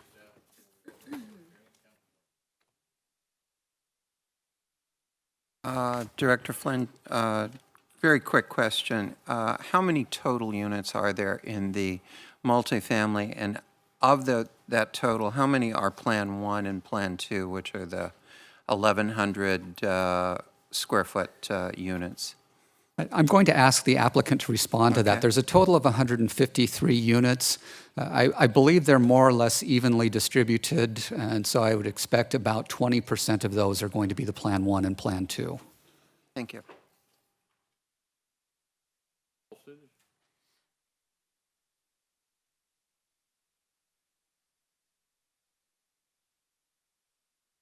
I have it noted. It's red, but then it's not on. Now it's on. Thank you. I just have 1 or 2 questions before the public meeting, a public hearing, and then I'll ask questions of staff after that. So I see that we're approving a landscaping plan as well, just for the multifamily area. And so I couldn't quite tell which landscape plan we're approving and for what area. and the status of the landscape plan for the remainder of the property. Okay. So the landscape plan that you're approving as part of this preliminary plan development is only for the multifamily parcel itself.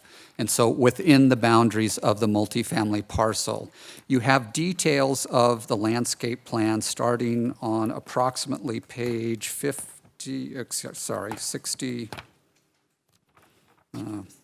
starting on page 55, it begins to get into the details with more specificity on pages 56 and continuing thereafter. With a preliminary plan development approval, you're looking at a preliminary landscape plan. Once the final goes to the Architectural Advisory Committee and the Planning Commission, they'll look at things such as actual plant sizes and the planting details, irrigation plans, et cetera. So what you're looking at is a preliminary landscape plan this evening. And so is it everything that's shown on page 55, including the olive trees and the orchards there? No, the olive trees were approved under the landscape plan, which was approved by the Planning Commission back in April of 2017. And I'm coming into this as the first time that I've seen this project sitting here on the dais. I'm trying to remember what the city council did at that time. So the city council had sent it back to Planning Commission to look into the orchards and the olive trees and make recommendations. And so did that come forward, or was that a final decision by planning? The decision by planning was a final decision. What happened was the city council approved the revisions to the plan development, the design guidelines, and the landscape plan in November of 2016 with two conditions. Number one, they wanted the Planning Commission to further study the olive grove concept and look at those materials. And then also City Council wanted them to look at the existing water retention lakes that were part of the golf course when it was developed back in 2007. The Planning Commission held a study session to look at the landscape materials in January of 2017. They sent it forward to the AAC in March of 2017 before doing a final approval of the groves in April of 2017. Now, they did consider other materials. Those were part of the study sessions in terms of, is there anything other than olive trees that would be appropriate for this open space area? After looking at the alternatives in terms of water usage, in terms of the impacts in terms of fruit-bearing trees and things like that, it was ultimately decided that olive trees were the best choice for that site. So that's the approval process that they went through in terms of the olive groves. Thank you. I have no further questions. Mayor Pro Tem Roberts? Oh, thank you, Mayor. Some of my questions have been asked and answered. Director Fagg, you know, I know this has been kicking around the city for many years, and in fact, I can't remember if Councilwoman Middleton and I worked on this or not. You did, and I don't know if I did or not. I guess I've seen too many projects in front of me, but when we approve a planned development district, I know that the Planning Commission that I was a part of revived the concept of public benefit. It was always in our zoning and general plan, but I don't know if this project ever adhered to that aspect. And do we have a public benefit from this project? Yes, going back to the 2004 approval, any public benefit would have been considered at that point in time, and I'll apologize, I can't remember exactly what was identified as the public benefit then. One of the things that was discussed as the applicant requested to convert the golf course to the open space was to have that available to members of the public. And so in the 2016 approval that was granted by the City Council, one of the things that was requested was that they leave the gates open so that members of the public could access the trails and the open space during the day. And so there was an additional public benefit that was granted at that point in time to allow public access during the day to the open space, to the trails, and to those amenities. Thank you. I now remember that. I think I'm going to keep you around me all the time. The other question I have, and perhaps this is for the applicant, but do we know the price point of the attached units? No, I will have the applicant respond to it. There was a dollar figure that was given to the Planning Commission when we looked at these at the study session a year ago. That may have changed slightly, so again, I'll ask the applicant to update Okay, yeah, that. what I'm looking for is the retail price point. Okay, thank you so much. Any other questions of staff? Sorry, any other questions of staff before we open this to public hearings? Seeing none, we will open the floor for public comment. The applicant has up to 5 minutes to present their case, and if requested, we'll have a 2 minutes available at the end for a rebuttal. Okay, applicant?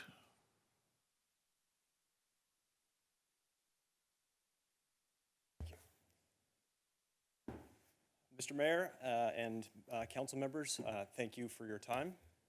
My name is Brad Schuckart. I work for Freehold Communities. We are the managers for the owner. Am I on? Got it. No problem. So I work for Freehold Communities. We are managers on behalf of the Carillon project. And we certainly appreciate your time this evening. And in that regard, Flynn did such a thorough job of presenting the project that I don't have much more to add in that regard. I believe that he did a great job of identifying the key features of what we're proposing in the PDD. I do, however, have answers to certain questions that have been posed, which is to address Councilmember Middleton's question on the smaller units. Roughly 43 of those 163 proposed units are, 153 units are going to be of the smaller variety, so that's 43%.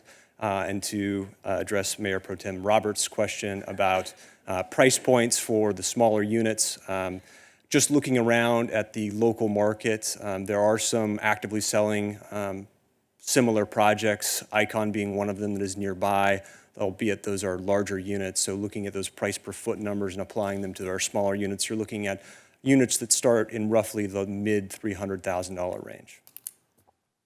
And we do have our design team here. To the extent that you have specific questions about the nature of what we're planning, we would be happy to address those. If you would like to pose anything related to the architecture or the landscaping, recognizing, of course, as Flynn pointed out, that this is a preliminary PDD, so all of that is subject to change during the final PDD process, which would likely be before you with us taking lead, but on behalf of a merchant builder who would actually be doing the construction of these units. That's all I got. Okay, thank you. Any questions of the applicant? Okay, seeing none, we will open this to members of the public to speak. Oh, I'm sorry. Okay, Councilmember Middleton. Brad, I was there for the Planning Commission and for the innumerable number of meetings that we had over olive trees versus other kinds of trees. I was surprised within the last couple of weeks to get a few more questions regarding the selection of olive trees from individuals in the public. Just for the public record, could you give a quick answer on why olive trees were chosen as opposed to other trees, and what this particular variety of olive tree and why it was chosen in comparison to others? Sure. First and foremost, we did exhaustive research on what to do with this open space. And the first obvious answer was, well, rebuild the golf course. Unfortunately, rebuilding the golf course has a number of implications, not the least of which is golf courses tend to use up a significant number of resources, not the least of which is water. And so as our litmus test as to what we could install instead of the golf course, we used that as a benchmark. So we knew we had to be more water efficient than that, which limited the types of plantings we could explore. We also have a healthy living theme that runs throughout all of our developments. This is one of 8 we have within our portfolio company. And so we wanted to take advantage of a unique opportunity to leverage large swaths of open space to give back to the community, both the immediate residents and the larger community. And so we wanted to do something that would produce. If we're going to use resources, we wanted to give resources back, which led us to fruit-bearing plants. and we investigated a goodly number of those. Many of them use up far more water than even golf courses do, and they are, therefore, they fell off the list. Some would have difficulty surviving in the relatively harsh climatic conditions. We looked at citrus, which has a long history in the desert, but this is a particularly windy spot, and it's just not conducive. We looked at grapevines, for example, thinking of vineyards, and again, weather-related issues prevented that. And it just so happens that when we went down the list, we ended up at olives. Olives are a hardy plant. They're very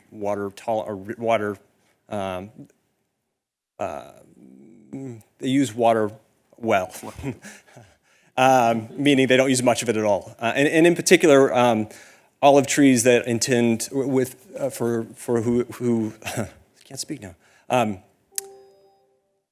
When you intend to press the olives for olive oil rather than as table fruit, it's sort of like grapevines. When you're trying to produce wine, you actually kind of starve the fruit to concentrate the olive oil. So these trees in particular, and you asked about the varieties, there are actually a goodly number of varieties that we've planted to get a diversity. And we're creating actually kind of a thematic scheme whereby we have some Spanish olives in one location, Italian in another. So we also like the kind of historical aspects of this. We can really tell a story and educate people through olives and food production. We think that this is a good way to benefit the community. So for all of those reasons, that's where we ended up. Sorry, I should add one more thing before I stop rambling, which is a lot of other fruit-bearing trees have the propensity to attract pests because they contain a lot of sugar and then rats and other things that are that we don't want to have around our residents come out. Olives are really not at all interesting to wildlife of any sort. So, but for I guess the occasional quail that likes the fermented version, they're pretty pest-free. I don't have any more questions. I a couple of comments when we're ready for that. Okay, Councilmember Holstage. Thank you. I didn't want to open this can of worms, but Councilwoman Lisa Middleton did for me, so I just wanted to follow up on that. And I know you've already planted a lot of the olive groves that are included in this project. Have you? And I saw here, are you still including some of the citrus around? You had some pockets of citrus trees within these olive groves surrounding the multifamily. Is that still your plan? Yes, that's correct. Thank you. I have no further questions. Mayor Pro Tem Roberts. So we were talking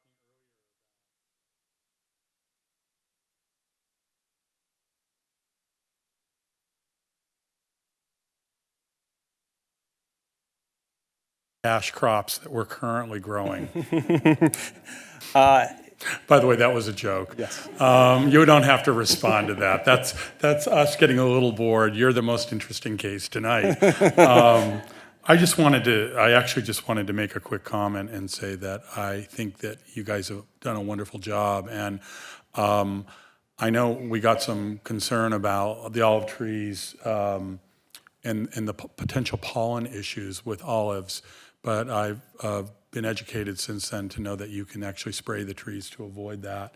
But I think that you've all done a really good job, and the green belts in this area and the fact that people can really walk through it and hike through it is going to make it a very livable and nice project for Palm Springs, as well as creating a lot of shade, which people need, especially right now.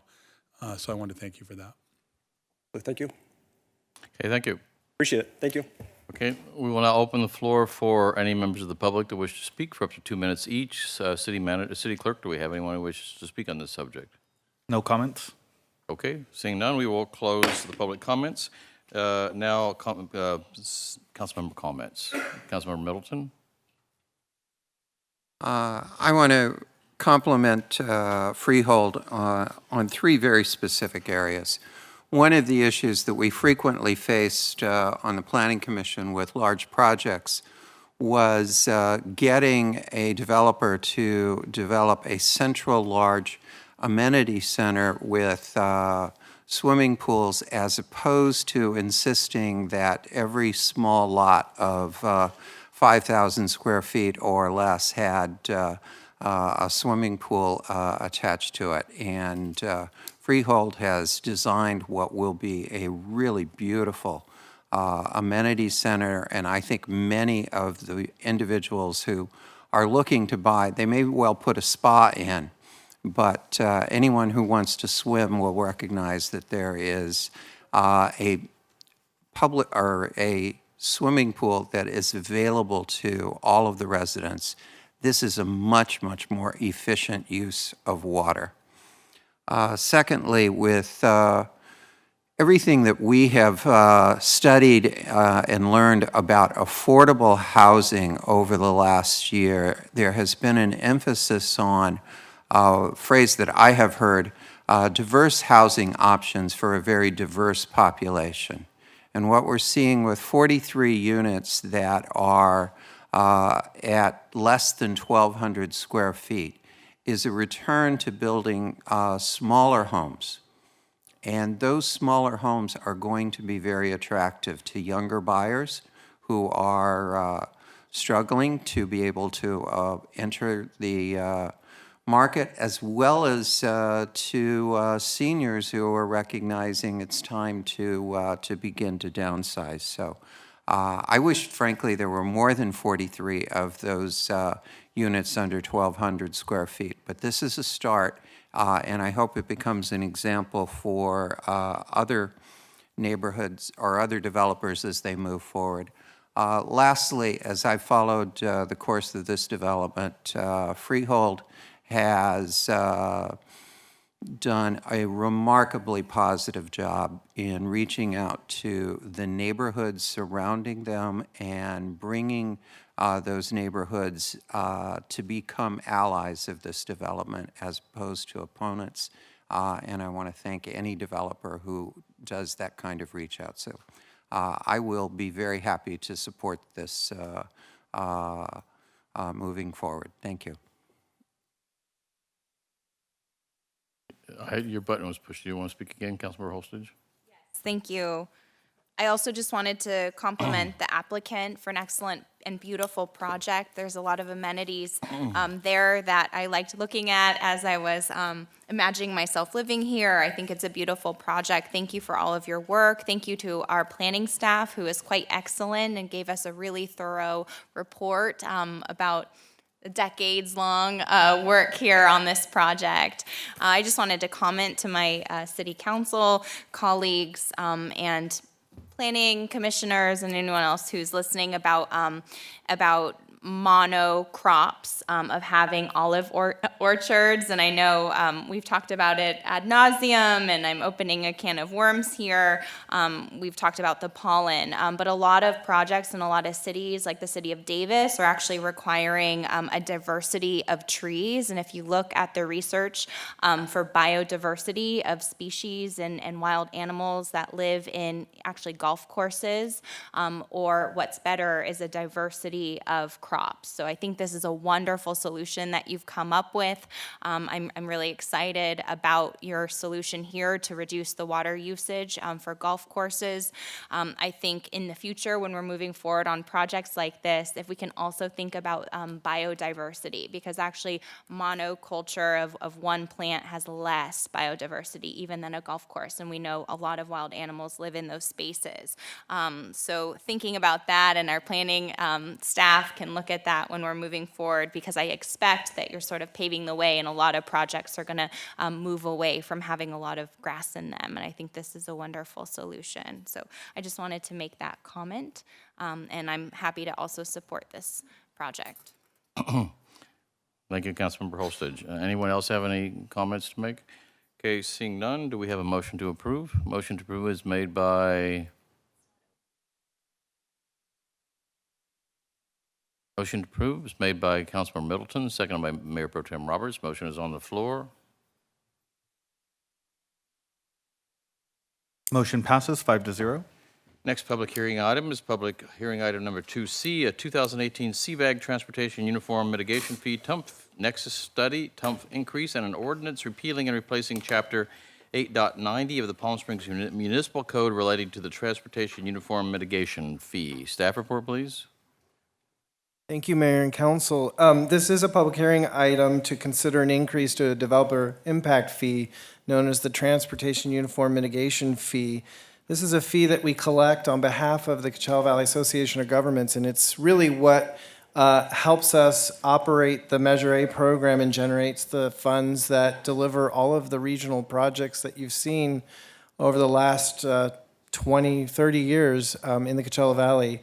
CVAG administers this program, and the last time that there was an increase to TUMF was in 2006.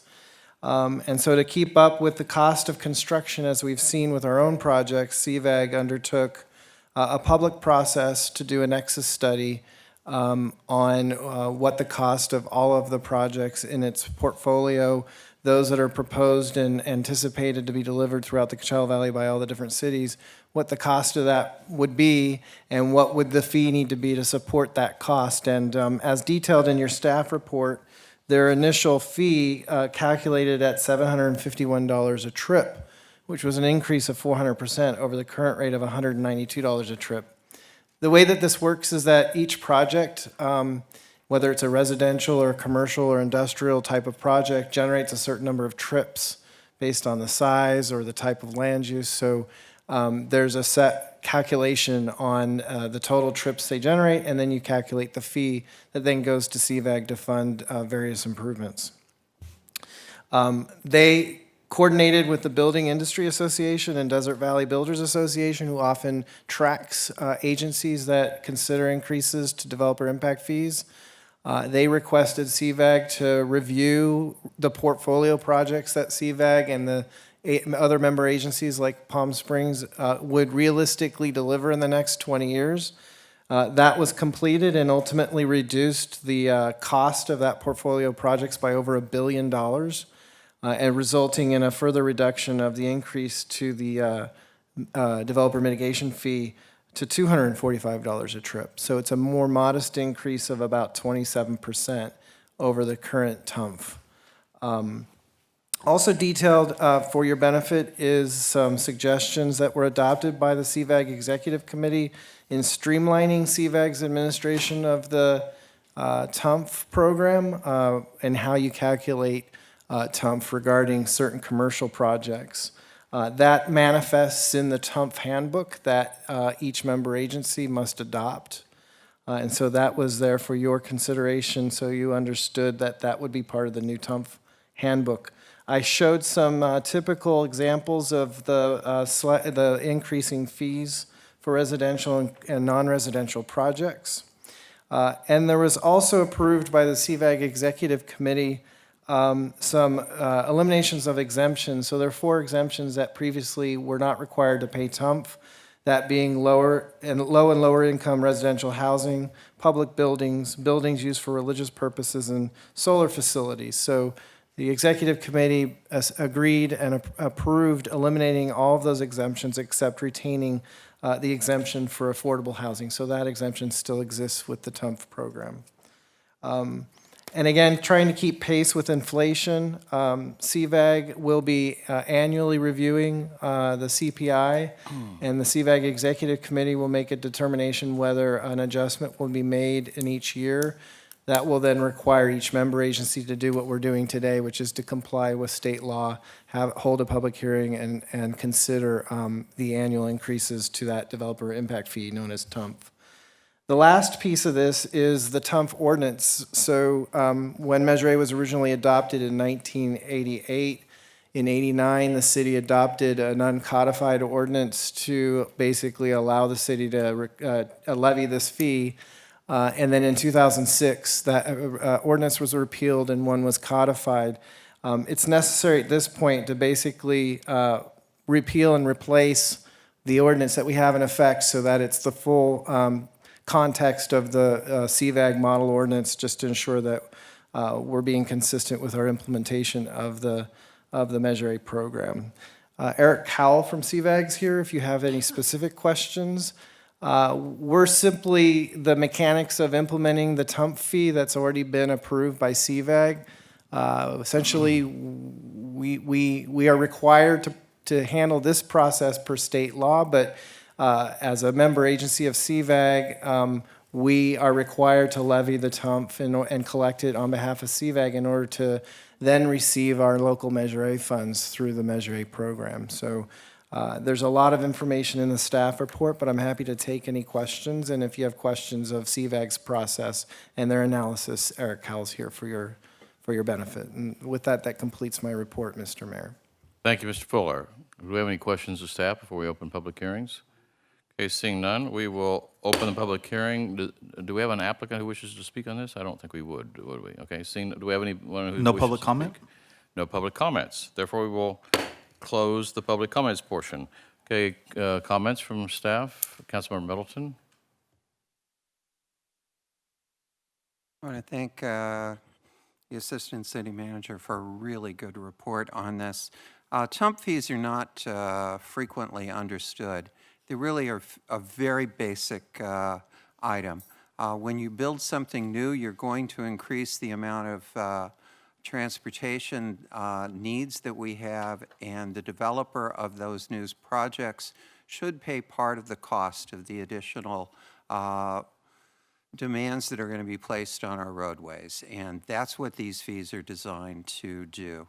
The staff at CVAG did a really good job in working with the building industry and formulating a compromise.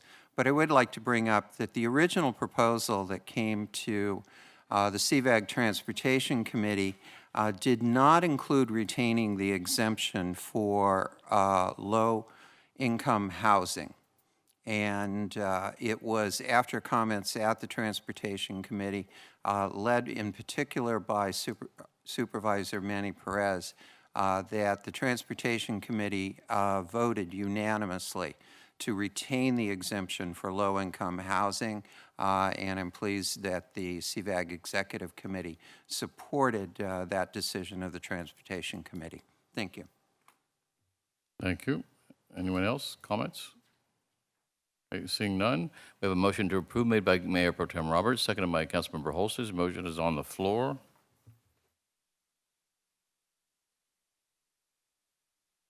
Motion passes 5-0, and I'll read the title of the ordinance. An ordinance of the City of Palm Springs, California, repealing and replacing Chapter 8.9 Transportation Uniform Mitigation Fees of the Palm Springs Municipal Code. Okay, thank you, City Clerk. That completes our public hearings. Next item is item 3A, legislative introduction of an ordinance to reauthorize the collection of a fee to support public, educational, and government PEG channel facilities within the city, and also adoption of an identical interim urgency ordinance. Staff report, please. Thank you, Mr. Mayor, members of the council. This item deals with the television that people are watching right now. We are reauthorizing a local fee that relates to state law. The Digital Information and Video Competition Act in 2006 represented the state of California taking over the television and cable franchises, and ordinances all over the state, cities like Palm Springs, exist that provide for these fees. Well, the state law provided for the expiration of those franchises, triggering a little bit of a domino in all of the cities, and the cities around the state, like Palm Springs, are adopting these reauthorization ordinances that include automatic renewal provisions. Cities like Palm Springs, and you'll note that ours does include such a provision, so we don't have to come back and do this the next time that the cable franchise expires in Sacramento. I think the staff report is self-explanatory. Mr. King wrote it for you and for the public. I'll take any questions, but from the vantage point of the city attorney's office, this is really just ministerial housekeeping to make sure that the TV stays on and funded. Thank you, City Attorney. Mayor Pro Tem Roberts. Thank you, Mayor. Mr. Kotkin, this is probably unrelated specifically to this, but it did beg the question, in my head at least, on what it costs for us to operate. I should have sent you this question earlier, but I just thought of it, and what it costs for us to operate a TV station. And as much as it's nice that we get these fees, they seem very small, and it's been my hope in working with the communications subcommittee that we start to use our TV station to get more and better information to the public.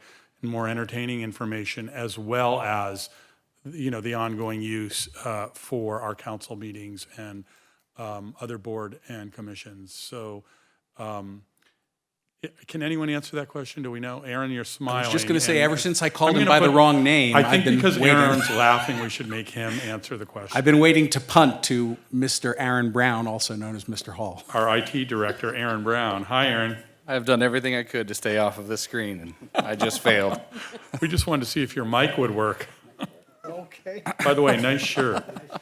Thank you. Thank you very much. David Reddy, the city manager, has expressed that same concern. We are doing what we can to build more information and head in the direction that you're talking about for the television station. We're very excited as to what we'll have in the next year. And do we have a clue what it costs for us, Cindy? Does anybody know what it costs to operate that station? The public, I know, very much appreciates that we're able to simulcast and do this, but I think it's always good for the public to know what it costs for us to do this type of thing. I would have to pull that number, but that is what those PEG fees are. They're offsetting funds. I see that. I'm guessing it costs more than $65,000 a year. Absolutely. Thank you. I'd just like to make one comment. Tonight, for the first time, and with our new system, we actually are having subtitles on the screen for people who wish to see the subtitles. So people who have hearing impairment or just want to be able to read what we're saying, and it's really a really nice addition to our television station. Although I really wish we could go back to regular definition instead of high def. Okay, any other comments, questions? We have a motion to approve made by Councilmember Holstage, seconded by Councilmember Coors. Motion is on the floor. Motion passes 5-0, and I have two ordinances to read. An ordinance of the City of Palm Springs, California, reauthorizing the public educational and governmental fee on state video franchise operating within the City of Palm Springs, and an urgency ordinance of the City of Palm Springs, California, reauthorizing the public educational and governmental fee on state video franchises operating within the City of Palm Springs. Thank you. Next item under legislative is item 3B, an interim urgency ordinance adopting a temporary moratorium on demolition of substantial alteration of structures built before 1969, Class 3 historic structures, to allow for consideration of appropriate amendments to the general plan or municipal code in accordance with Government Code Sections 65858. Staff report, please. Mr. Mayor and members of council, this item is being brought forward at the direction of City Council, and what it proposes is a moratorium on all Class 3 historic structures in the City of Palm Springs, and I would ask if we could have the PowerPoint brought up. In terms of a Class 3 structure, it's defined in our code as any structure that's constructed prior to 1969. It doesn't require a formal designation process. Again, any structure prior to 1969 is defined as a Class 3 structure. The moratorium as proposed is an interim urgency ordinance, and so it allows a 45-day moratorium while work is underway on a draft ordinance. The moratorium requires a 4/5 vote of the City Council. It would become effective immediately for anything that is currently in process, and it applies to either the demolition or substantial alteration of any Class 3 structure. In terms of the definition of substantial alteration, this is what it would entail. Any removal, enclosure, or alteration of 25% of the lineal footage of a street-facing exterior elevation, or 50% of the overall removal, enclosure, alteration of the exterior elevations or all four sides of a building, or the removal of 50% of the cumulative footprint of the building. And so any of those conditions would be stopped under the moratorium. There are certain exemptions that would not apply under this moratorium. Any Class 1 or Class 2 structures that already have a certificate of approval from the Historic Site Preservation Board, or any significant demolition or alteration to abate a public nuisance or correct federal, state, or municipal violations. In those situations, those to proceed under this moratorium. In terms of the process, there is an ordinance that is currently in process There is a demolition subcommittee, as was explained earlier in public testimony, that includes 3 members of our Historic Site Preservation Board and 2 members of our Planning Commission. They have been meeting over the last several months, looking at existing ordinances relative to demolition and alteration. And while the City Council was dark, I want you to know that our subcommittee was working. So they were hard at work on looking at this draft ordinance. We will be having that as a discussion item on the September 11th Historic Site Preservation Board, just looking at the direction and some of the alternatives. And then we intend to have a draft ordinance together for the October 9th Historic Site Preservation Board meeting for them to review. After that point, it would then be forwarded to the City Council Ad Hoc Subcommittee. I believe Councilmember Coors and Councilmember Roberts, you are the members of that subcommittee. So once we have a draft ordinance, we'll forward that to you. And again, we would expect that to take place in October of this year. In terms of the moratorium, again, as I had mentioned, this is for a 45-day period. If we need to do extensions of the moratorium, the first extension under state law could be as long as 10 months plus 15 days. If we need to do a second extension, that would be for an additional 12 months. Again, based on the status of the draft ordinance, I don't think that we will need the extensions, or at least not to that extent that is allowed under state law. That concludes my presentation to you. I'd be happy to answer any questions you might have on this item. Okay, thank you. Councilmember Coors? Thank you, Mayor. First, I really want to thank the planning director and the committee who's been working on this. I know members of HSPB are here, and this was requested because what we were starting to see, just so the public knows, is people doing a remodel that literally left up one outside wall and destroyed homes that were built in the 40s and 50s. There's one pretty close to where the mayor and I live. The mayor had some great pictures of it, and it was literally a piece of a wall. 6 feet of wall. Yeah, 6 feet of wall, and that is considered a remodel. So moving this forward is something we really much appreciate to avoid that situation happening. And I think the timeline is good. I appreciate people working over the summer because we don't want to delay this so people don't know what they can do with their property. So I think hopefully not extending it by too much. And I think the schedule people have been working on has been very fast. And so I thank you for that. I had one question though. So in that exemptions language, who makes that decision that it's a public nuisance, or how will that get processed? In terms of the abatement of a public nuisance or to correct federal, state, municipal violations, that's something that would be initially screened by our department, Department of Planning Services, Building and Safety Department, and then forwarded to the city attorney or city manager for final review. Primarily under the abatement of a public nuisance, we'd be looking for direction from the city attorney's office on that. Okay, thank you. Mayor Pro Tem Roberts? Thank you, Mayor.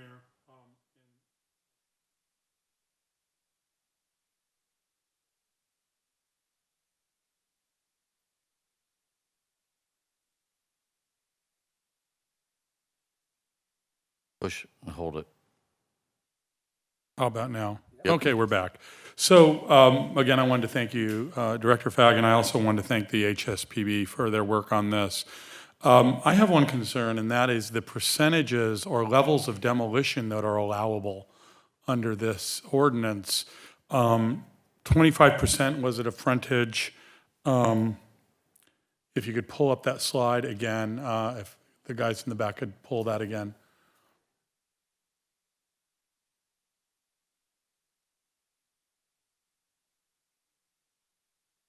Thank you. That looks like a lot of loss to me. And I'm wondering why we left the net so wide. And perhaps if somebody wants from the HSPB to come up and let us know why they use those particular numbers, unless you... Actually, I'd be happy to answer that question. Thank you. Yeah, actually, most of the other ordinances that we looked at were 50%, defining 50% as a significant alteration. We're actually a little bit more stringent than that in terms of the 25% that we're proposing for the street front elevations, the alteration or removal or enclosure of 25% of the street front elevations. So you'll find that we're a little bit more restrictive than some of the other ordinances that we looked at. When you look at those specific percentages, is it of proposed work that comes to us in a project form, or is it considered a percentage of the total existing improvement? We look at what the existing structure is and then base that on the proposed renovations to that structure. So for example, if they come in, we look at what is the existing structure. If they are proposing to add on to the front of the residence, we then look at the lineal footage of that addition relative to the existing structure and measure it that way. So again, we're working from the existing structure as it currently exists. Okay, thank you. And again, thank you for your work on this. And Mr. Kotkin, thanks for bringing this forward quickly. This is overdue, and I thought we were kind of past seeing nicer older buildings coming down, but a few more have snuck past us, which is sad considering our very brand is based on our historic architecture. So I'm glad to see that we're moving on this quickly. Thank you. I'd just like to segue a little bit on to what the Mayor Pro Tem and Councilmember Coors said, and make sure that people understand, we're not saying that every building before 1969 deserves to be preserved or to not be torn down. However, we want every building before 1969 to have a fair hearing. I've been to countless HSPB meetings, and they're really educated and knowledgeable on what they're doing. And the owner has the right to go to the HSPB and present their case, and the house is looked at very carefully, and if it's been remodeled over the years or there's not much left anymore, they'll get a permit to be able to demolish it. And also, people can change the inside of their homes, no problem whatsoever. What we're just trying to do here is to ensure that significant architecture in Palm Springs, which was one of our irreplaceable treasures, too much has been lost. We'll have a fair hearing, and we'll ensure that before a building is torn down, that it does go through the formal process. So I just want to make sure that's clear. We're not trying to say never tear anything down before 1969. And I think, even on commercial properties, I think all of us are very proud. I know the three of us who have been on the council on our third year here now, the first night we were seated, we saved the Tuckwest Plaza, and we see what's happened there. I mean, it's being filled with great businesses now, coffee and all kinds of businesses, and so it's very important to look at every building and give it that day in court. Councilmember Middleton? I want to concur with what's been said so far, and I am certainly supportive of this moratorium. I do want to, though, caution that not every home that was constructed before 1969 is in good condition. And frequently, we do have in some of our neighborhoods homes that were poorly constructed originally, even more poorly maintained subsequently, and that the individuals who are coming in to take over and rehabilitate homes that have been truly distressingly conditioned and are a severe nuisance to the community, we need to also make it possible for developers to correct those mistakes and allow where it is appropriate for the rehabilitation of a home. Councilmember Holstage? Thank you, Mr. Mayor. That's my concern as well, and so I know that we have a lot of substandard or uninhabitable properties that were built before 1969, especially those that tenants are living in, and so I've seen that firsthand. And so I just want to give some feedback there as we're moving forward the ordinance to think about that and not have a process that would inhibit the ability of good landlords or good owners to modify or update properties like that need a lot of work, especially that people are living in. I think that's a big concern. So I'm happy to hear you express that concern as well. So just a question, when is the next time that we expect this to go to council so I can understand how long of an extension, if any, we're approving right now? In terms of the draft ordinance, as I had mentioned, we expect to have the Historic Site Preservation Board review that at their October 9th meeting, forwarding it then to the City Council Ad Hoc Subcommittee later in the month. I would hope to have it before the City Council in November. So that puts us at I'm sorry, Eddie is shaking his head. That's a no. The matter will be back on October 17th because it's only a 45-day Right, that moratorium. was my question. So it sounded like the October 9th didn't get us to a council meeting within the 45 days. No, as a matter of fact, there's a city staff report, which is actually the council's report, which is mandatory under the statute, that will be published 10 days before the end of the moratorium, just after the October 9th hearing that Director Fagg has just referenced. And I suspect that he and my office will both work with the council subcommittee on this of Mayor Pro Tem Roberts and Councilmember Coors, keeping them abreast of developments in the process, getting any input that they may have. I took notes, I'm sure they did too, as to your comments and those of Councilmember Middleton regarding the homes that really are distressed, and we may want to make provision for those situations in whatever ordinance we want to present. Thank you. And then I just have one other question. So I didn't see an exception for if something's required for public health or safety or the welfare of people living in that. So do you think that that is included in the, not everything that is substandard or uninhabitable is going to amount to a public nuisance? Though, do you think that it's included in the violation of state or local law? You think that's broad enough that if there were an emergency that someone needed to move forward, that they would be able to, even with this moratorium? Absolutely. Under either the state regulations or municipal code, we would be able to make improvements to those residences based on violation of those standards to bring them back into conformance. Also, when you adopted your vacant building ordinance, you also adopted a significant revision to your property maintenance standards, which helps in that regard.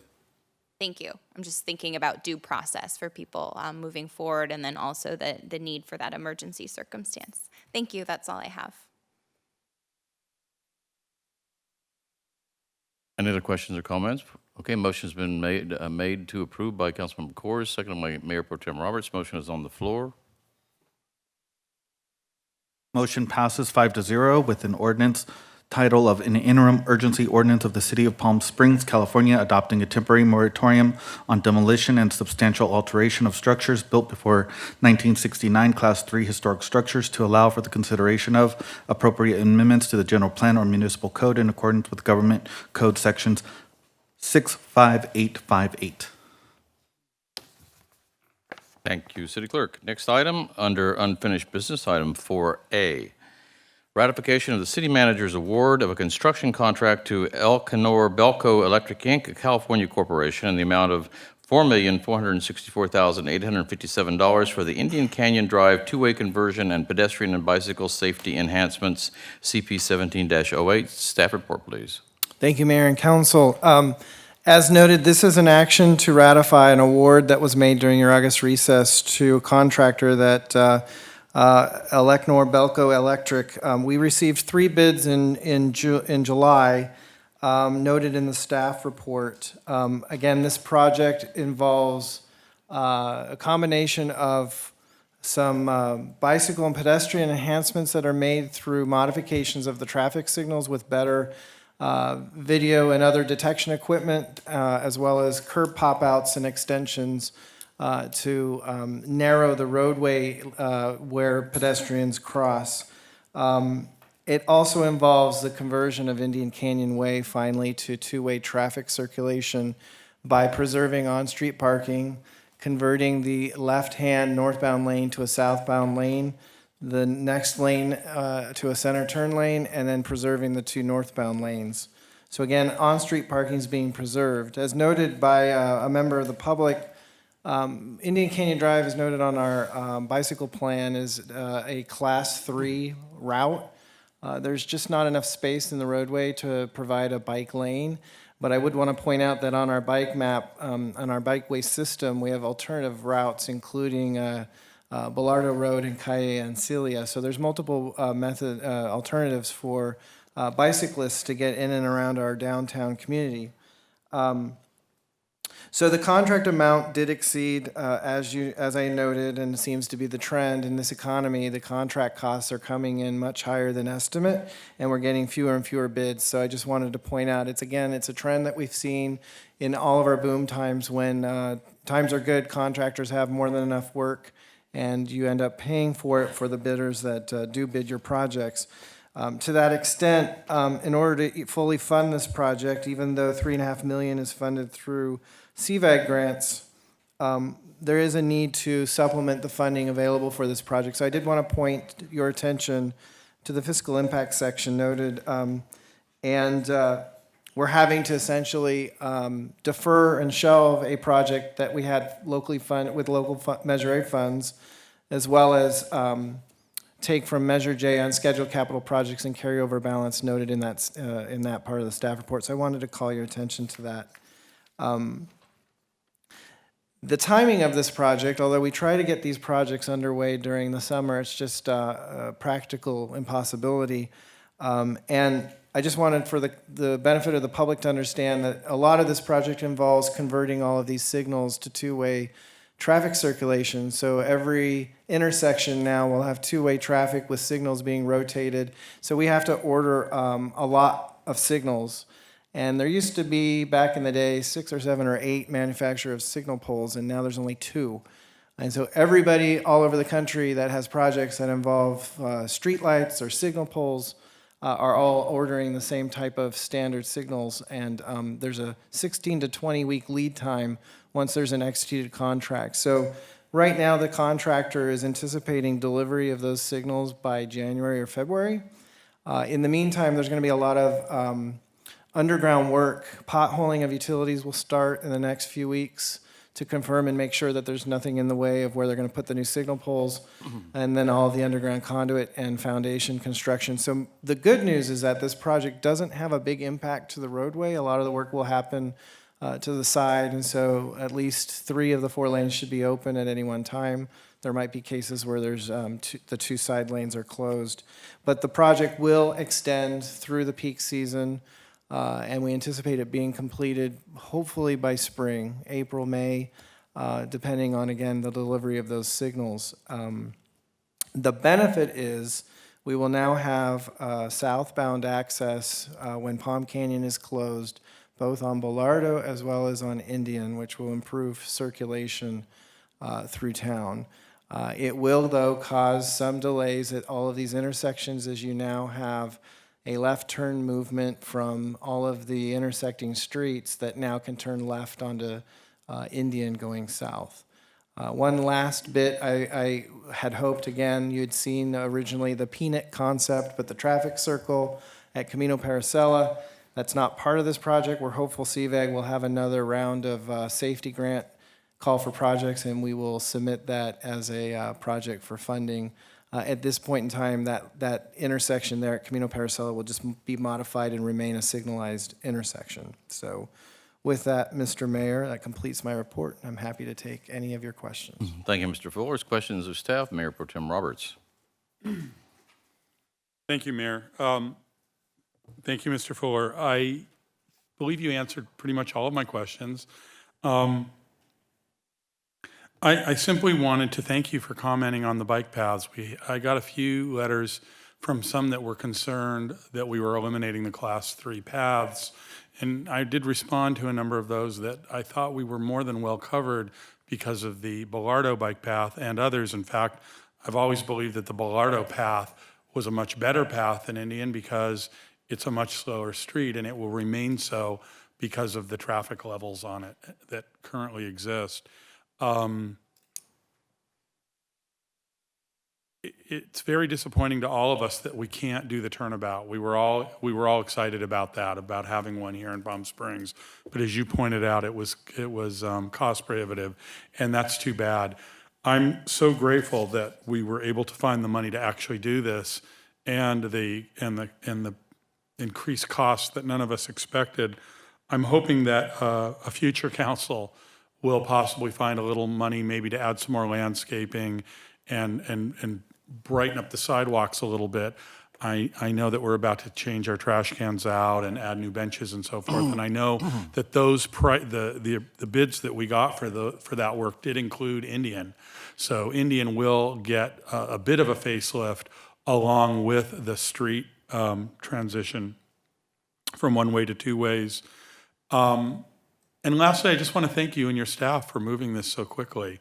I don't think we have a minute to spare as our new downtown comes to life and more people slow down on Palm Canyon to be a part of that.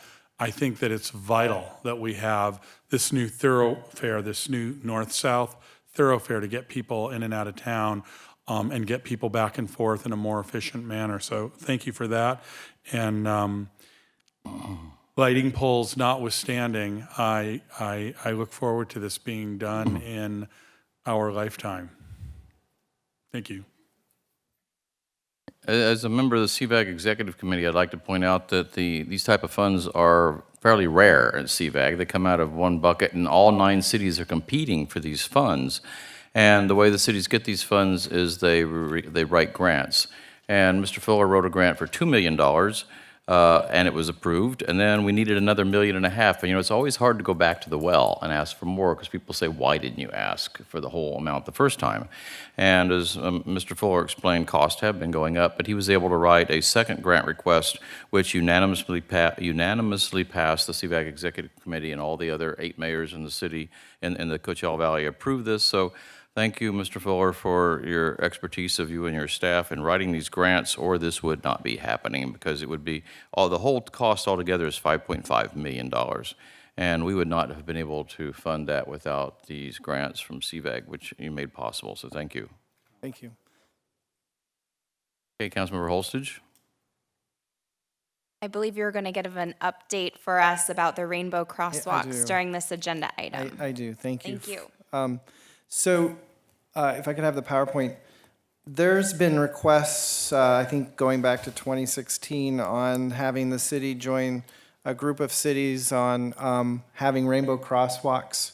And as this project includes the intersection of Indian and Arenas, we thought it was appropriate to basically bring this item to you and request at least a liaison or a subcommittee to work with staff on the item, because basically you've got Indian and Arenas, which seems the logical choice, and perhaps bookends being the other side on Calle and Celia. But when you look at rainbow crosswalks, you have all sorts of different types. So when somebody says, let's do rainbow crosswalks, of course, I'm an engineer by background, so I'm like, okay, well, what type? How wide are the stripes? Are they parallel? Are they perpendicular? Is it the traditional rainbow? Is it the expanded rainbow? So these are just different types that exist. So before we jumped the gun and decided on the actual type of design, we wanted to at least get some input. I know there's stakeholders from PS Pride and the center. I know there's been suggestions that volunteers could do this, but I really think it's more conducive to having our contractor do this, because they'll have to set up traffic control and put in the permanent paint. And again, here's another different variation that somebody showed me from Paris recently. So we would encourage or welcome someone from council, a liaison or a subcommittee to help us with this. And then what we do is bring back the actual proposal and then request a cost from our contractor, which would manifest through a change order. And then we would just fold that in, because all of Indian Canyon Drive is going to be re-slurried and striped at the end of this two-way conversion project. Mayor Pro Tem Roberts. Thank you, Mayor.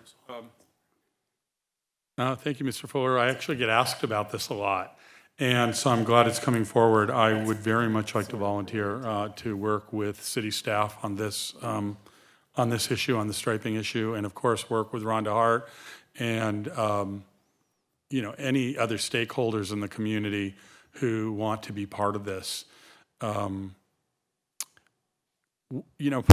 Palm Springs, because of its history with the LGBT community, I'm sure will be judged at a higher standard than other cities on how we do this. So it's something we'll need to take a little more seriously. So I throw my hat in the ring for this. Councilmember Coors?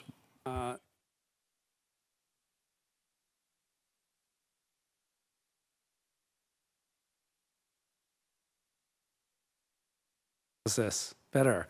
Thank you, Mayor. In addition to some of the nonprofits, the new Arenas businesses have an association and asked this to come forward. So just want to make sure, however we move this forward, that we bring them into this as well, because they've gotten organized, and this is one of the issues they got organized around.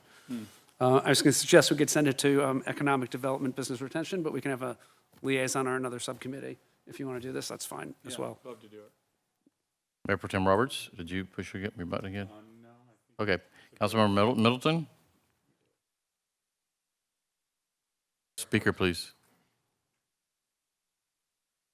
We are.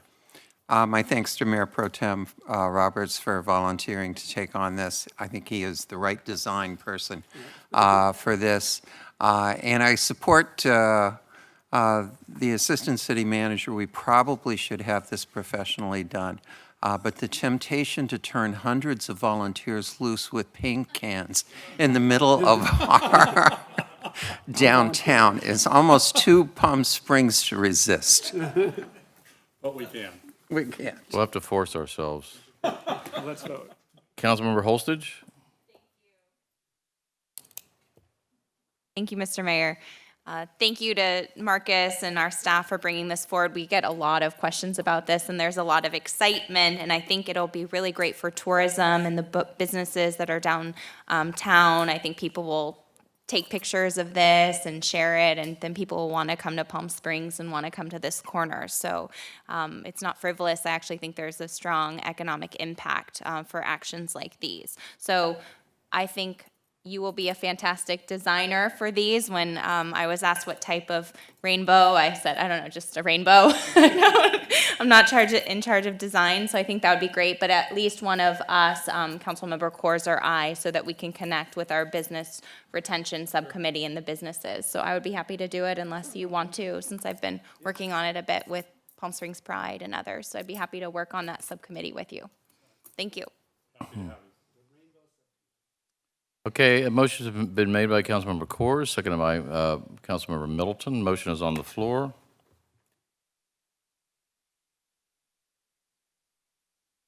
Motion passes 5-0. Thank you. Under new business, item 5A, provide direction on resolutions being considered at the League of California Cities annual business meeting. Staff report, please. 1 second, Mr. Mayor.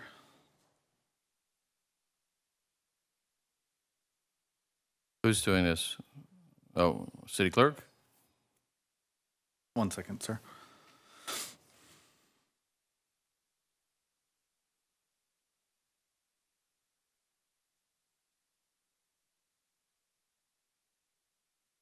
Honorable Mayor, City Council, the League of California Cities annual business meeting is going to be held in September.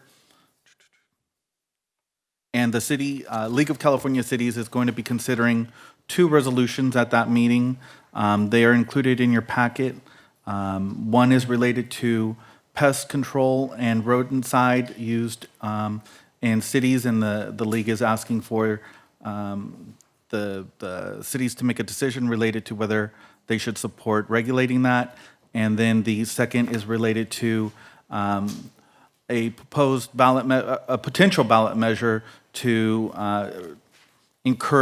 allow for local control, to strengthen local control when it comes to statewide matters.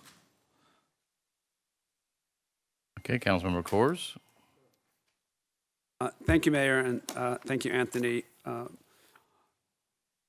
I've read through these. So the second one isn't saying they're necessarily going to move forward with the ballot measure. That would come back through another resolution. So this is just to look into the issue of the state increasingly taking action that limits local governments' rights And sometimes that may be a good thing and sometimes a bad thing. So we'd really need to see what it looks like before we would weigh in. But I think it makes sense to just move forward and look at that issue. And the other one is just about cities having some more say in certain pesticides, et cetera, being used that are harmful to wildlife as well. So I would recommend that we support both of these at this time, with the understanding that we're not necessarily going to support the ballot measure. That was it. Thank you. Anyone? Okay, motion to approve has been made by Mayor Pro Tem Roberts and seconded by Councilmember Holstage. Motion is on the floor. Motion passes 5-0. Okay, thank you. Public comments. This time has been set aside for members of the public to address the city council on items of general interest within the subject matter jurisdiction of the city. Although the city council values your comments, pursuant to the Brown Act, it generally cannot take any action on items not listed on the posted agenda. 2 minutes will be assigned to each speaker. And we have 3 speakers at this time. First is William Tracy, then Brad Anderson, and then Les Young. If anyone else wishes to speak, please turn a card in at this time. So, William Tracy.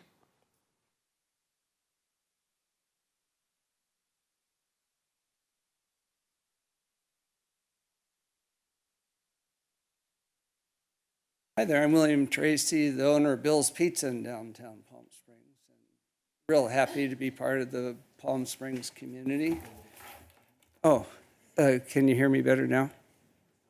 I participant in the Thursday Palm Springs street fair. And the last night I was there, vending pizza on Thursday, August the 9th at 10 to 10. There was a pepper spray incident. So I don't know if you're all aware of that. I just returned from New York City, and I'm really glad to be back to get that bad taste of New York pizza out of my mouth. But anyways, all this time, I really didn't know what I breathed in there. And, I used to be, well, I've done many things. I was a letter carrier at one time, and I had the misfortune of using pepper spray at 3 dogs, spraying it into the wind. And the dogs couldn't see, I couldn't either, But anyways, this was a totally different experience. And like I read the next day in the newspaper that a few bystanders were affected and received first aid immediately. Actually, it was the whole block from below La Plaza to Tockwitz, and hundreds of people affected. People screaming, running, yelling, stopping to vomit. You couldn't escape the gas until you got on the other side of the buildings on Palm Canyon. And, I didn't feel good for a couple of days afterwards. Mr. Tracy, you need to wrap it up, please. Your time. You need to wrap up. Your time is almost Okay, up. I was just wanting to make sure the city council was aware of the incidents and if protocols were followed. I don't think that sufficient information was provided to the people that were affected. I didn't know until today what I breathed in, or if that's only what I breathed in. But anyways, I thought it was almost like an act of terrorism, and I want to know if the protocol of the police department, the Mr. city Tracy, you're way over did time. it. You need to Okay, wrap up. that's it. Okay, thank you. Next speaker is Brad Anderson, and then our last speaker will be Les Young. Hi, Brad Anderson, Ranch Mirage. 12 o'clock. It's not 12 o'clock. I've learned I've learned to feed my dogs before I come to Palm Springs for your meetings. But anyway, I wanted to talk about the mosquito vector district again. You have a representative. I'm sorry, is this on? I'm sorry. From East City that represents that represents East City on the board, and 2 from the Riverside County that sits on the Coachella Valley Mosquito Vector District Board. But I wanted to emphasize the importance, I I think I'm the only one that really feels the public safety issue with the new Aedes aegypti mosquito species that's been detected in the desert. In 2016, it's been established in Coachella, and now it's in 8 cities, except for Desert Hot Springs, Rancho Mirage this last week. It's been allowed to continue, and I know I'm a previous employee of the district. It's because of the management of the district. They don't really know how to manage this and control it. It's way out of hand. And now we have West Nile and SRE down in the Mecca area, and that underserved communities. It's been allowed to continue for a month now, and they're going to do some spraying this week just to break the cycle. But if it's been allowed to continue for a month, that means it's got a source somewhere that they haven't found. That's my opinion. So I think it's really important. I know this cycle is going to go through grand jury, and by the time the recommendations are out, it's going to be a year past. So I think the city in a whole can maybe do more, like you were talking about Arenas Road. I know there's catch basins in there that collect and hold water, and the mosquito breeders. So that's something you can consider. Thank you. Thank you, Mr. Anderson. Our last speaker is Les Young. If anyone else wishes to speak, please put a card in at this time. Thank you, Mayor Moon, Mayor Pro Tem Roberts, and council members and staff. I'd like to request that you mark your calendars to save the date, October 2nd from 5 p.m. to 8 p.m. The police department is inviting you all to a national night out. It's an opportunity for the police to gather with the community and share some of our capabilities. And a special note, this particular time, the Explorers are going to be putting together a program where they will fingerprint children, swab them for DNA, and give those results to the parents so that they can hang on to them in the event that there is an emergency at some point later on. They'll be able to use these to help identify the children if they're missing. It's really an extra special thing. One last thing I wanted to do is thank you, Councilmember Holstage, for your comments. But I would tell you, as hard as the police worked and as hard as the Police Advisory Board worked, we had wonderful people from our community come forward on the hottest day. And you thought, I actually was told by people, if you get a few items, you should be lucky. We did a wonderful job. And we had visitors from Amsterdam, from London, and from Paris that were visiting here and saw what we were doing, and their families went in to shop for us. So it was just remarkable to see everybody here in Palm Springs pitching in, but also people from across the world that were visiting Palm Springs contributing. So it was a great day. Thank you very much. Thank you, Mr. Young. Any other speakers? Mr. Mejia? Seeing none, we will close the final public comments. Next item is City Council and City Manager request and upcoming agenda development. Acting City Manager, Mr. Fuller, do you have anything? The chief's here, so if you would like to hear from him regarding the incident that occurred that Mr. Tracy mentioned, he can provide some information. Okay. Chief Reyes?